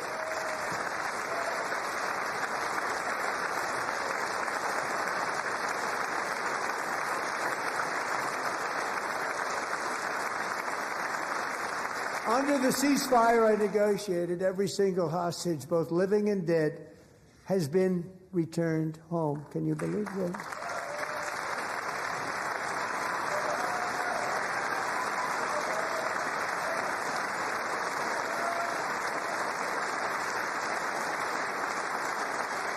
Nobody thought it was possible. Nobody thought that was possible. Both living and dead. And those parents who had a dead son, their boy, they'd always tell me their boy, they wanted him as much as though he were living. It was an amazing period of time. And they came back, and when we got all of the living hostages back, and many, many before them, but I always said those last 20 are going to be very tough, but we got many, many more, hundreds. But I said those last 20 are going to be tough. We got them back. But we only got back 14 or 15 of the dead of the 28. And believe it or not, Hamas worked along with Israel, and they dug and they dug and they dug. It's a tough thing to do, going through bodies all over, passing up 100 bodies sometimes for each one that they found.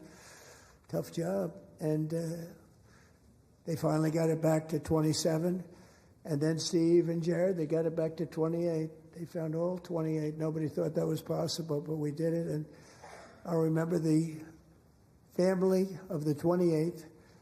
They were so grieved, but they were so happy as it's possible to be. They had their boy back. The mother said, "Sir, we have our boy back." What a period of time that was, but we got them all back. So thank you both very much. Great job.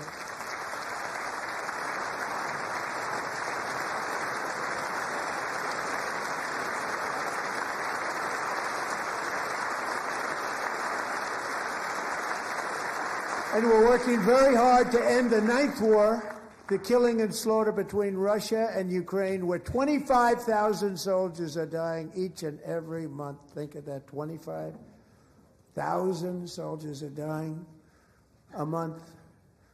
A war which would have never happened if I were president. Would have never happened.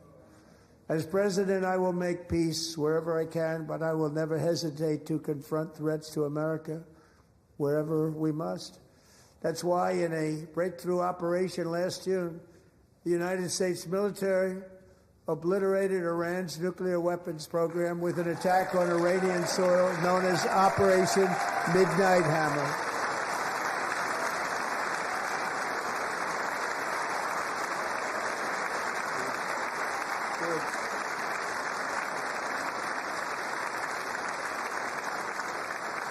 For decades, it had been the policy of the United States never to allow Iran to obtain a nuclear weapon.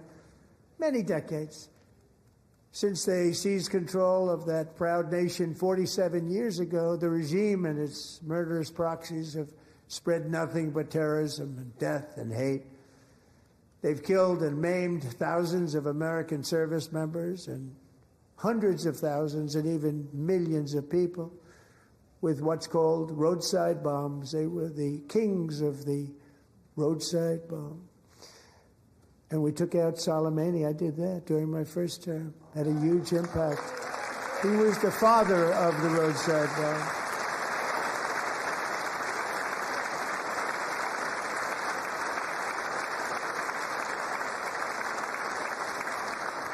And just over the last couple of months with the protests, they've killed at least, it looks like, 32,000 protests. 32,000 protesters in their own country. They shot them and hung them. We stopped them from hanging a lot of them with the threat of serious violence. But this is some terrible people. They've already developed missiles that can threaten Europe and our bases overseas, and they're working to build missiles that will soon reach the United States of America. After Midnight Hammer, they were warned to make no future attempts to rebuild their weapons program, in particular nuclear weapons. Yet they continue, starting it all over. We wiped it out, and they want to start all over again, and are at this moment again pursuing their sinister ambitions. We are in negotiations with them. They want to make a deal, but we haven't heard those secret words. We will never have a nuclear weapon. My preference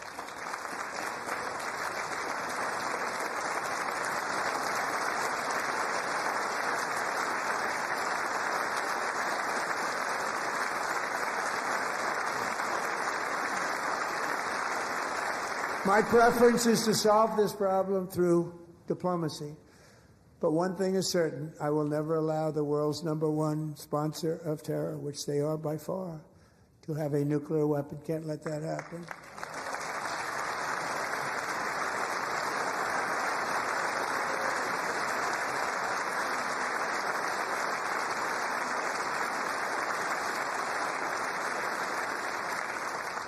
And no nation should ever doubt America's resolve. We have the most powerful military on earth. I rebuilt the military in my first term. We're going to continue to do so. Also, we just approved a $1 trillion budget. We have no choice. We have to be strong, because hopefully we will seldom have to use this great power that we built together. It's really called Peace Through Strength, and it's been very, very effective.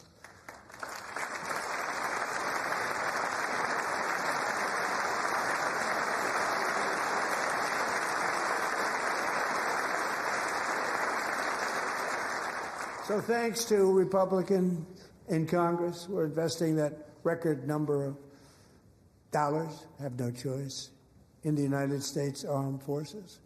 Also creating a lot of jobs, but we're not even doing it for that reason. Because as I said, we have more jobs, more people working today than ever before in the history of our country. And NATO countries are friends and allies. They are. They're our friends and they're our allies, have just agreed at my very strong request to pay 5% of GDP for military defense rather than the 2%, which they weren't paying. We were paying for almost all of NATO. Now they're paying 5 as opposed to not paying 3.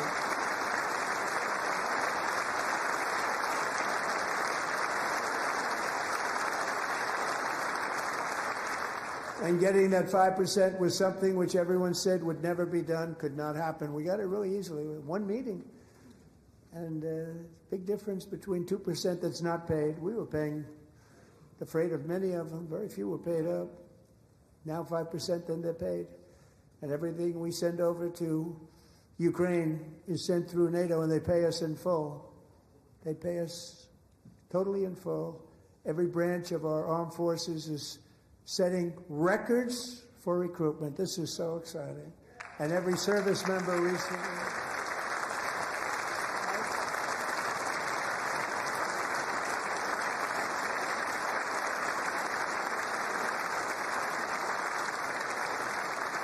And every service member recently received a warrior dividend of $1,776.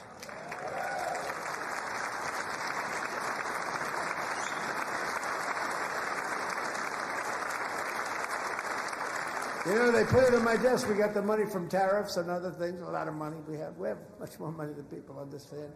Have to rebuild that program a little bit, but it won't take long. But we got the money, and it was $1,775, and they wanted my approval. And I said, what's the number? $1,775. I said, wait a minute. For $1 more, we can have $1,776. It's going to... I said, we're going to figure that. I never asked anybody if we could afford it. $1 more. I said 1776. And I said, that's good. And I'll tell you what, our military, that was 4 months ago, our military, I never see a person in the military that doesn't thank me for it. So we're honored to do it. They deserve it. And we call it 1776. It was great. And we love our military. We love our law enforcement. We love our firemen. You know, the firemen don't get mentioned enough. We love our firemen. We're also...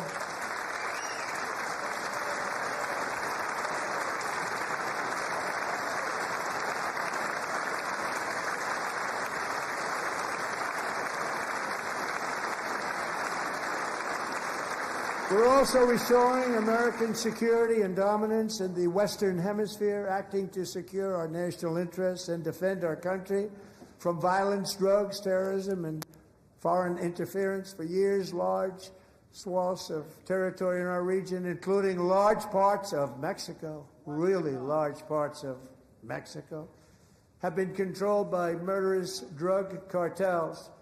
That's why I designated these cartels as foreign terrorist organizations, and I declared illicit fentanyl as a weapon of mass destruction.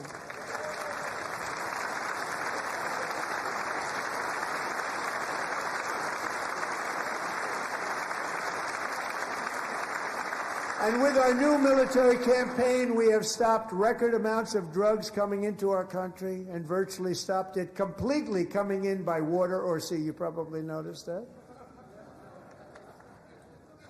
We very seriously damaged their fishing industry also. Nobody wants to go fishing anymore. We've also taken down one of the most sinister cartel kingpins of all. You saw that yesterday. In January...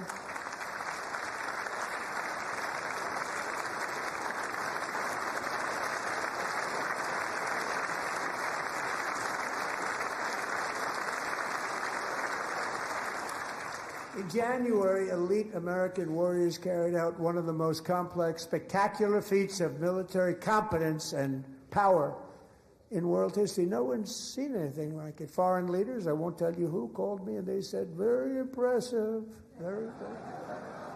They couldn't believe, they all watched. They saw what happened. This is a different fighting force that we had years ago when we fought to tie. You know, it's a great fighting force. I'm so proud of it. Look at Space Force. Space Force is my baby. Because we did that. My baby is becoming so important.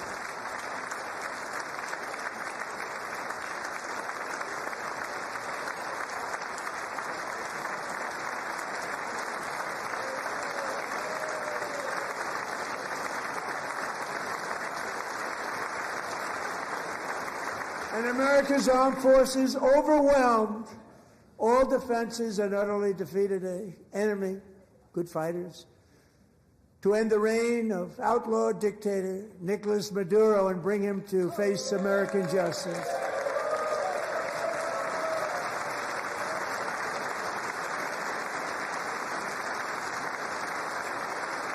And this was an absolutely colossal victory for the security of the United States, and it also opens up a bright new beginning for the people of Venezuela. We're working closely with the new president of Venezuela, Delcy Rodriguez, to unleash extraordinary economic gains for both of our countries and to bring new hope to those who have suffered so terribly. They really did suffer. With us tonight is Alejandro Gonzalez. She grew up in a tight-knit Venezuelan family and was especially close to her beloved uncle Enrique. But after Enrique ran for office and opposed Maduro, he was kidnapped by Maduro's security forces and thrown into the regime's really infamous prison in Caracas. Alejandro feared she would never see her uncle again. She feared for her own life also. But since the raid, we have worked with the new leadership, and they have ordered the closure of that vile prison and released hundreds of political prisoners already, with more to come. Alejandro, I'm pleased to inform you that not only has your uncle been released, but he is here tonight. We brought him over to celebrate his freedom with you in person. Enrique, please come down.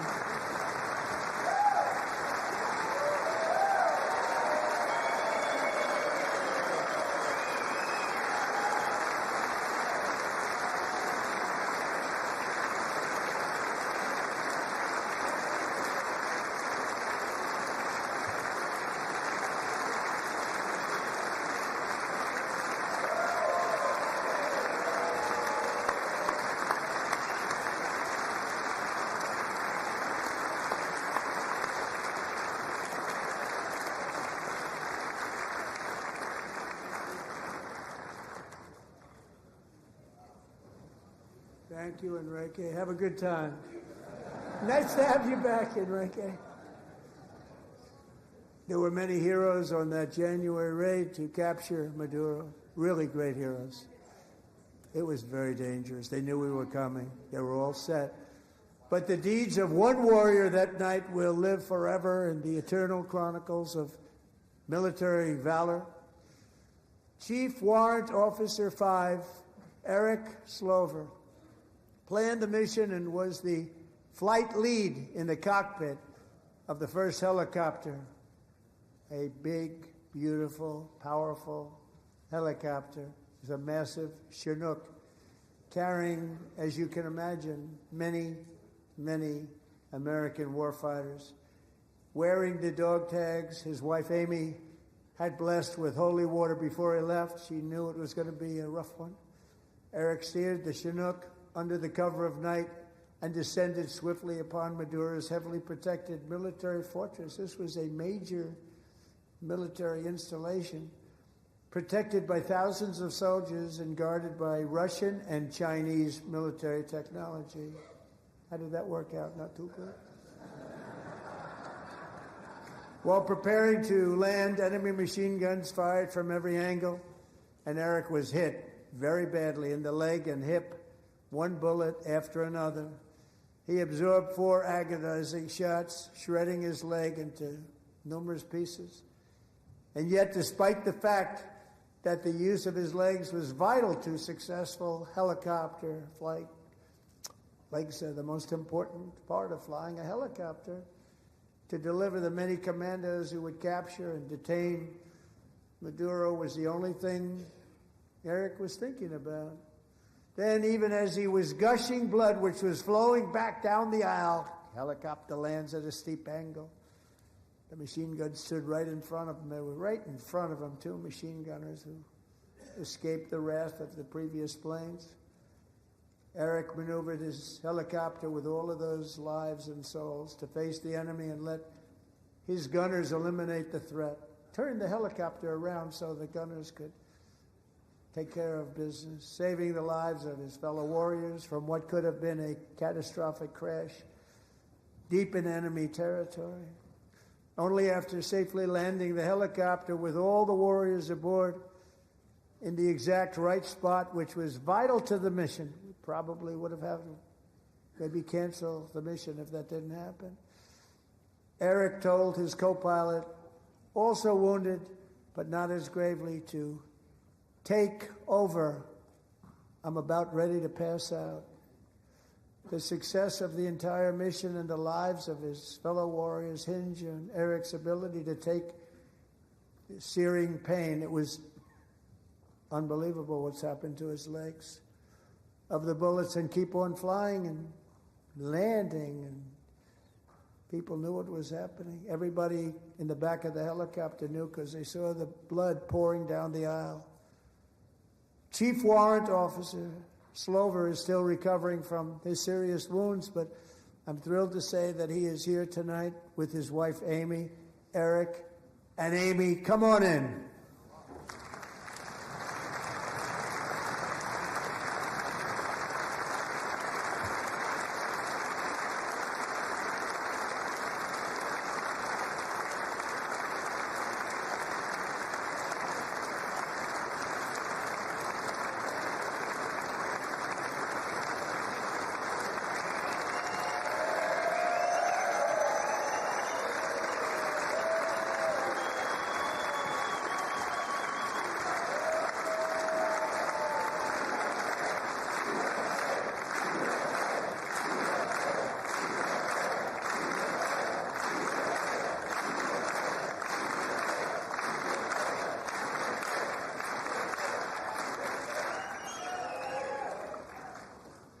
So we have a surprise for Eric and Amy.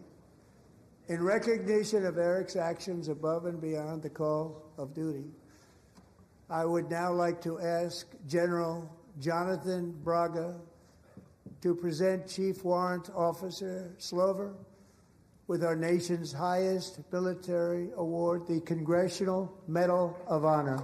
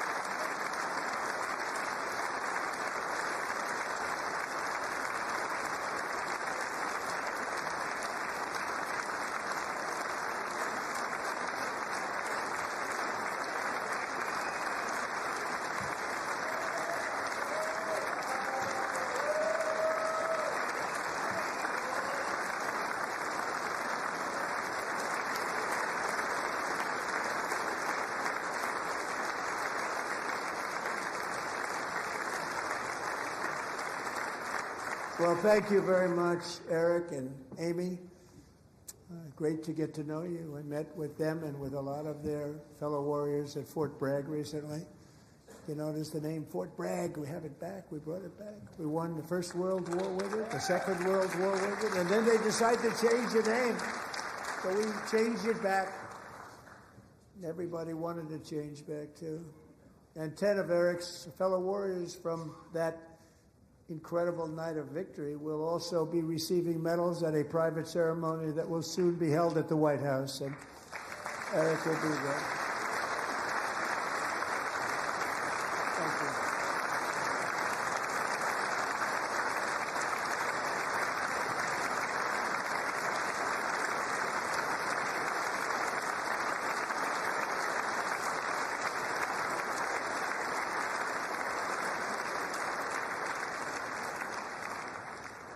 Thank you, Eric. That's a big one. Tonight we've celebrated many truly extraordinary American patriots, but there is one last living legend to honor before we go. He is one more heroic American aviator, Navy fighter pilot. Royce Williams served in World War II, Korea, Vietnam, flying more than 220 missions. In the skies over Korea in 1952, Royce was in the dogfight of a lifetime, legendary dogfight. Flying through blizzard conditions, his squadron was ambushed by 7 Soviet fighter planes. It was his first aerial combat of the war, and despite being massively outnumbered and outgunned, Royce led the takedown of 4 enemy jets and almost destroyed the others, vanquishing his adversaries while taking 263 bullets to his own plane and being seriously hurt. His story was secret for over 50 years. He didn't even want to tell his wife, but the legend grew and grew. But tonight, at 100 years old, this brave Navy captain is finally getting the recognition he deserves. He was a legend long before this evening. Royce, please stand up, and I will ask the First Lady of the United States to present Captain Royce Williams with his Congressional Medal of Honor.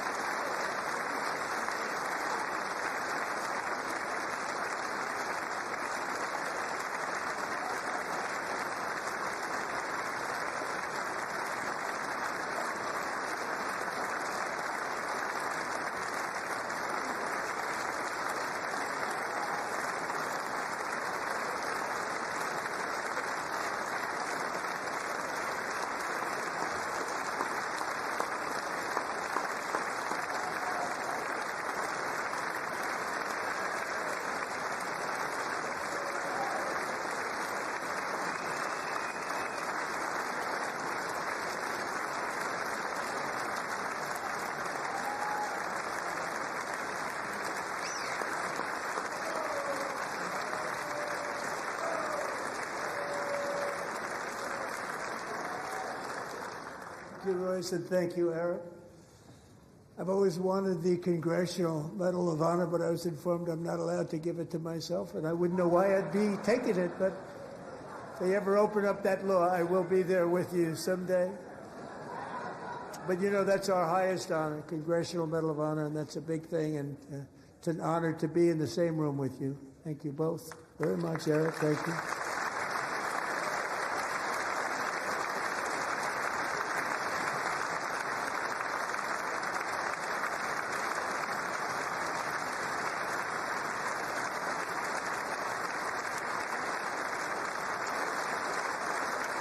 Thank you. 250 years is a long time in the life of a nation, but in another sense, it's really a mere moment in the eye of history. Two of the gentlemen we met in the gallery this evening took their first breaths 1 century ago, 100 years before that, on July 4th, 1826, the author of the Declaration of Independence, brilliant, Thomas Jefferson, drew his last breath. Just a single long human lifespan separates the giants who declared and won our independence from the heroes who stand among us tonight. Everything our nation has done, everything we have achieved, has been the work of those few great lifetimes. In those brief chapters, Americans built this nation from 13 humble colonies into the pinnacle of human civilization and human freedom, the strongest, wealthiest, most powerful, most successful nation in all of history. Americans ventured out across the daunting and dangerous continent. We carved paths through an unforgiving wilderness, settled a boundless frontier, and tamed the beautiful but very, very dangerous Wild West. From empty marshes and wide open plains, we raised up the world's greatest cities. Together we mastered the world's mightiest industries and shattered history's monstrous tyrannies. And we liberated millions from the chains of fascism, communism, oppression, and terror. Americans lifted humanity into the skies on the wings of aluminum and steel. And then we launched mankind into the stars on rockets powered by sheer American will and unyielding American pride. We wired the globe with our ingenuity. We captivated the planet with American culture. And now we are pioneering the next great American breakthroughs that will change the entire world. All of this and so much more is the enduring legacy, unmatched glory of the hardworking patriots who built and defended this country and who still carry the hopes and freedoms on all of humanity's backs. For years they were forgotten, betrayed, and cast aside, but that great betrayal is over and they will never be forgotten again, because when the world needs courage, daring, vision, and inspiration, it is still turning to America. And when God needs a nation to work his miracles, he knows exactly who to ask. There is no challenge Americans cannot overcome, no frontier too vast for us to conquer, no dream too bold for us to chase, no horizon too distant for us to claim. For our destiny is written by the hand of providence, and these first 250 years were just the beginning. From the rugged border towns of Texas to the heartland villages of Michigan, from the sun-kissed shores of Florida to the endless fields of the Dakotas, and from the historic streets of Philadelphia to right here in our nation's capital, Washington, D.C., the golden age of America is upon us. The revolution that began in 1776 has not ended. It still continues because the flame of liberty and independence still burns in the heart of every American patriot. And our future will be bigger, better, brighter, bolder, and more glorious than ever before. Thank you, God bless you, and God bless America.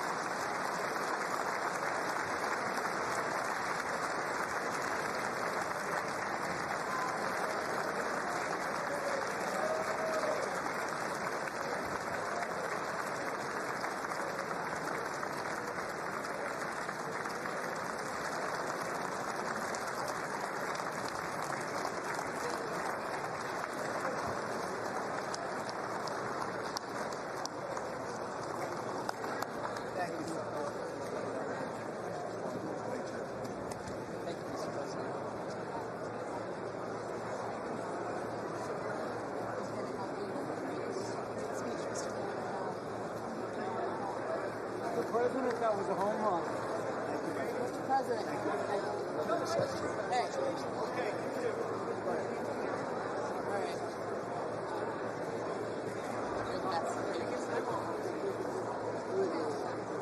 Good job. Thank you. Thank you, President. Very well done, sir. Great job. Oh, good. Good. See you. Thank you. Well done. God bless you. Good job. Good man. Thank you very much. Excellent speech, Mr. President. Absolutely. I'm so Thank you. Mr. President. Mr. President. Thank you. Best ever. Mr. President. Oh, thanks. Thank you. Where you going, man?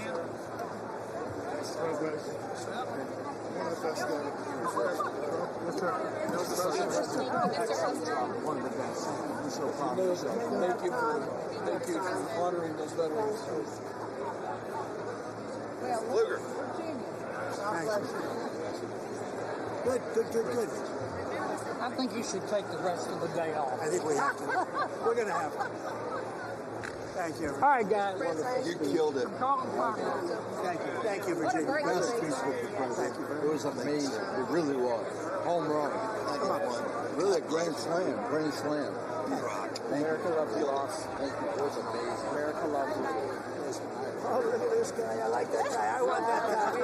Give me that tie. Hey, take that. Put it on initial. Just an initial. I like that tie. Thank you, everybody. Mr. President, outstanding speech, sir. Mr. President. He's getting them on. You did good. They love the insider trading stuff. How's he doing? He's a youngster. He fell asleep a couple times. You did amazing. You really did. Great speech. Proud of you. Great job, Mr. President. Thanks for your leadership. Mr. President, well done. God bless you. God bless you, sir. Thank you so much. No best speech yet. Fantastic. That's a big statement coming from you guys. Thanks. Yes, sir. Love the finish. Home run here. Great job. Thank you, everybody. Great job. Great. Thank you. Thank you, everybody. That was the best speech. No, thank you very much. You just speech I've ever heard. Really, the best ever?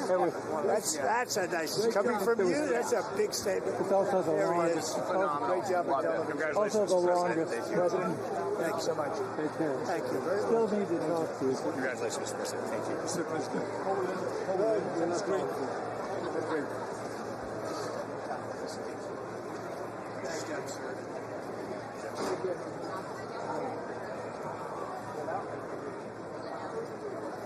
Yeah.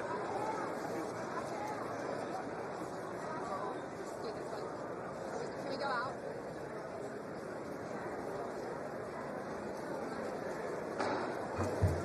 The chair declares the joint session of the two houses now dissolved.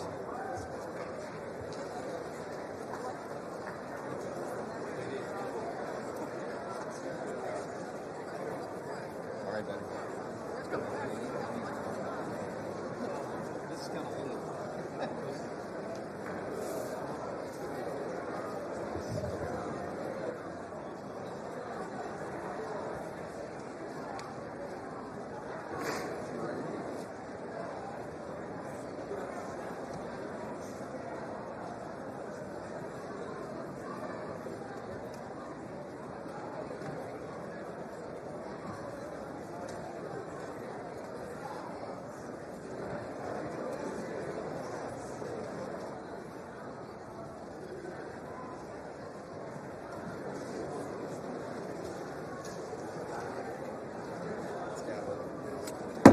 The House will come to order. For what purpose does the gentleman from Louisiana seek recognition? Mr. Speaker, I move that the message of the President be referred to the Committee of the Whole on the State of the Union in order forever. Without objection. Does the gentleman from Louisiana have a motion? Mr. Speaker, I also move that the House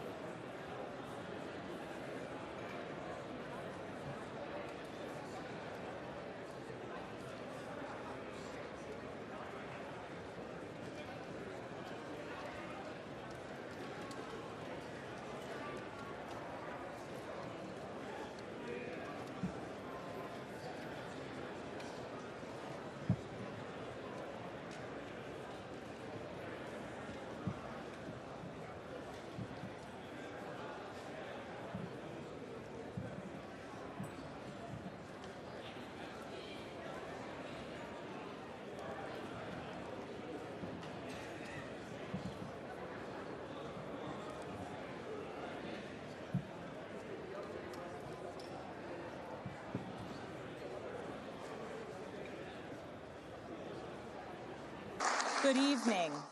Good evening and welcome to historic Williamsburg. We are gathered here in the chambers of the House of Burgesses. In 1705, the people of the Virginia colony gathered here to take on the extraordinary task of governing themselves. Before there was a Declaration of Independence, a Constitution, or a Bill of Rights, there were people in this room. The people who served here ultimately dreamed of what a new nation, unlike anything the world had ever seen, could be. The United States was founded on the idea that ordinary people could reject the unacceptable excesses of poor leadership, band together to demand better of their government, and create a nation that would be an example for the world. And this year, as we celebrate 250 years since America declared our independence from tyranny, I can think of no better place to speak to you as we reflect on the current state of our union. Tonight, as we watched our nation's lawmakers gather for a joint session of Congress, we did not hear the truth from our president. So let's speak plainly and honestly. And let me ask you, the American people watching at home, 3 questions.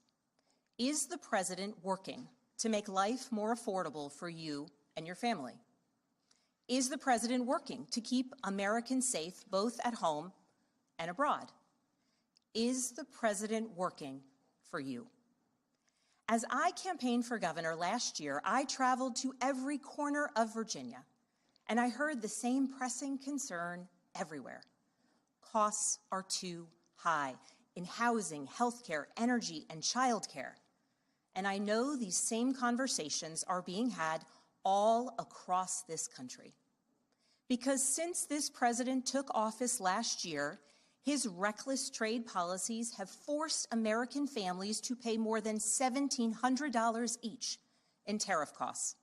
Small businesses have suffered, farmers have suffered, some losing entire markets.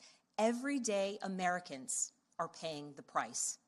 And even though the Supreme Court struck these tariffs down 4 days ago, the damage to us, the American people, has already been done. Meanwhile, the president is planning for new tariffs, another massive tax hike on you and your family. And Republicans in Congress, they remain unwilling to assert their constitutional authority to stop him. They're making your life harder. They're making your life more expensive. They're even making it more difficult to see a doctor. Rural health clinics in Virginia and across the country are already closing their doors thanks to the so-called One Big Beautiful Bill, championed by the president and Republicans in Congress. And tonight, the president celebrated this law, the one threatening rural hospitals, stripping health care from millions of Americans and driving up costs in energy and housing, all while cutting food programs for hungry kids. But here in Virginia, I am working with our state legislature to lower costs and make the Commonwealth more affordable. And it's not just me.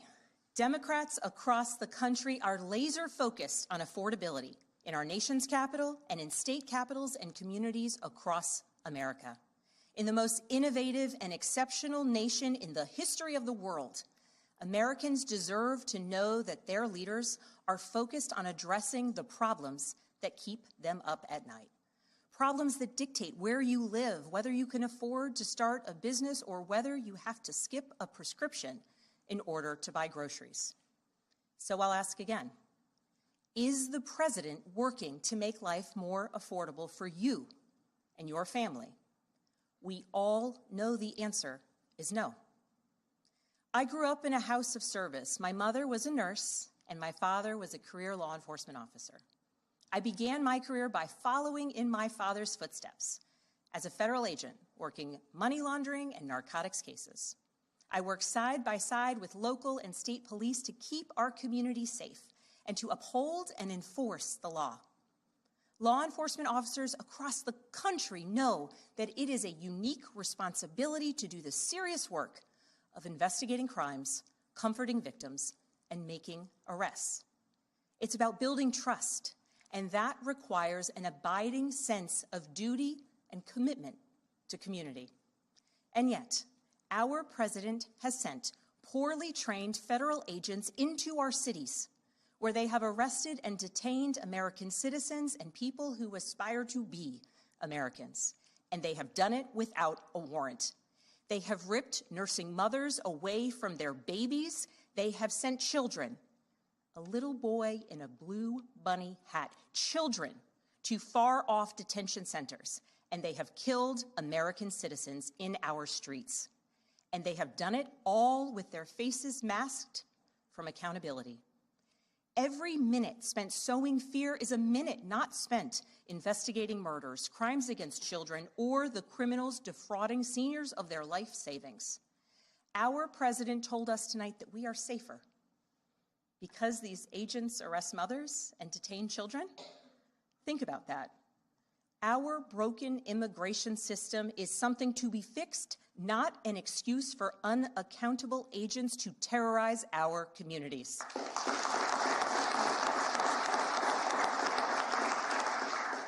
After working in law enforcement, I continued my career of service as a CIA officer, working undercover to protect the United States and our allies from global threats, terrorism, nuclear weapons, and the aggression of adversarial nations around the globe. But as the president spoke of his perceived successes tonight, he continues to cede economic power and technological strength to Russia, bow down to China, bow down to a Russian dictator, and make plans for war with Iran. Here's the truth. Over the last year, through DOGE, mass firings, and the appointment of deeply unserious people to our nation's most serious positions, our president has endangered the long and storied history of the United States of America being a force for good. So I'll ask again, is the president working to keep Americans safe, both at home and abroad? We all know the answer is no. In his speech tonight, the president did what he always does. He lied, he scapegoated, and he distracted. And he offered no real solutions to our nation's pressing challenges, so many of which he is actively making worse. He tries to divide us. He tries to enrage us, to pit us against one another, neighbor against neighbor. And sometimes he succeeds. And so you have to ask, who benefits from his rhetoric, his policies, his actions, the short list of laws he's pushed through this Republican Congress? Somebody must be benefiting. He's enriching himself, his family, his friends. The scale of the corruption is unprecedented. There's the cover-up of the Epstein files, the crypto scams, cozying up to foreign princes for airplanes and billionaires for ballrooms, putting his name and face on buildings all over our nation's capital. This is not what our founders envisioned, not by a long shot.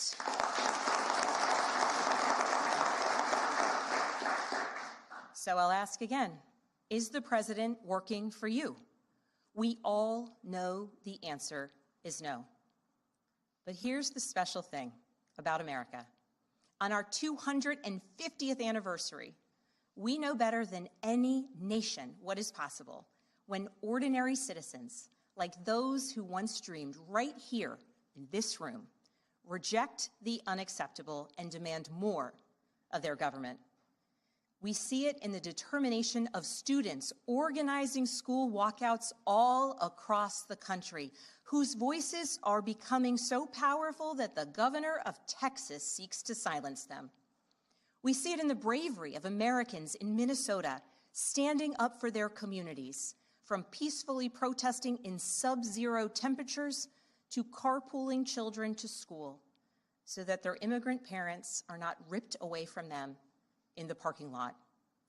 As a mother of 3 school-aged daughters, I am inspired by their bravery, but I am sickened that it is necessary. And Americans across the country are taking action. They are going to the ballot box to reject this chaos. With their votes, they are writing a new story, a more hopeful story. In November, I won my election by 15 points.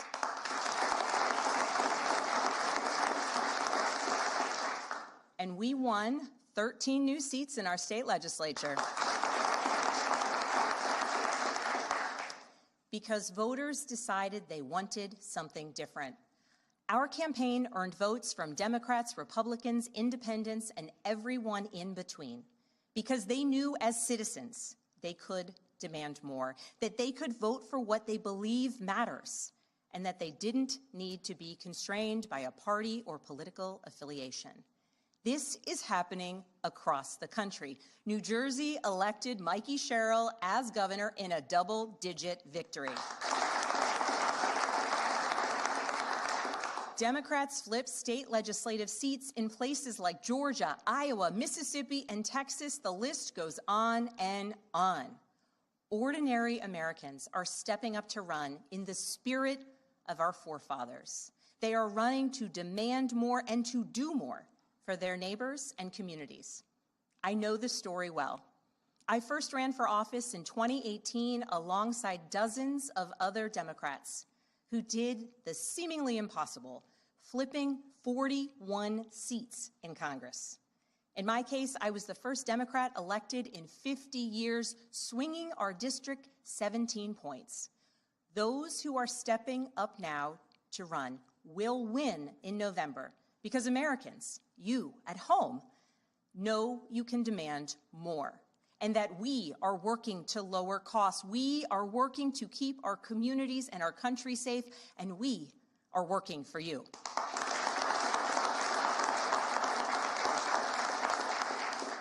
In his farewell address, George Washington warned us about the possibility of, quote, cunning, ambitious, and unprincipled men rising to power. But he also encouraged us, all Americans, to unite in a common cause, to move this nation forward. That is our charge once more, and that is what we are seeing across the country. It is deeply American and patriotic to do so, and it is how we ensure that the state of our union remains strong, not just this year, but for the next 250 years as well, because we, the people, have the power to make change, the power to stand up for what is right, the power to demand more of our nation.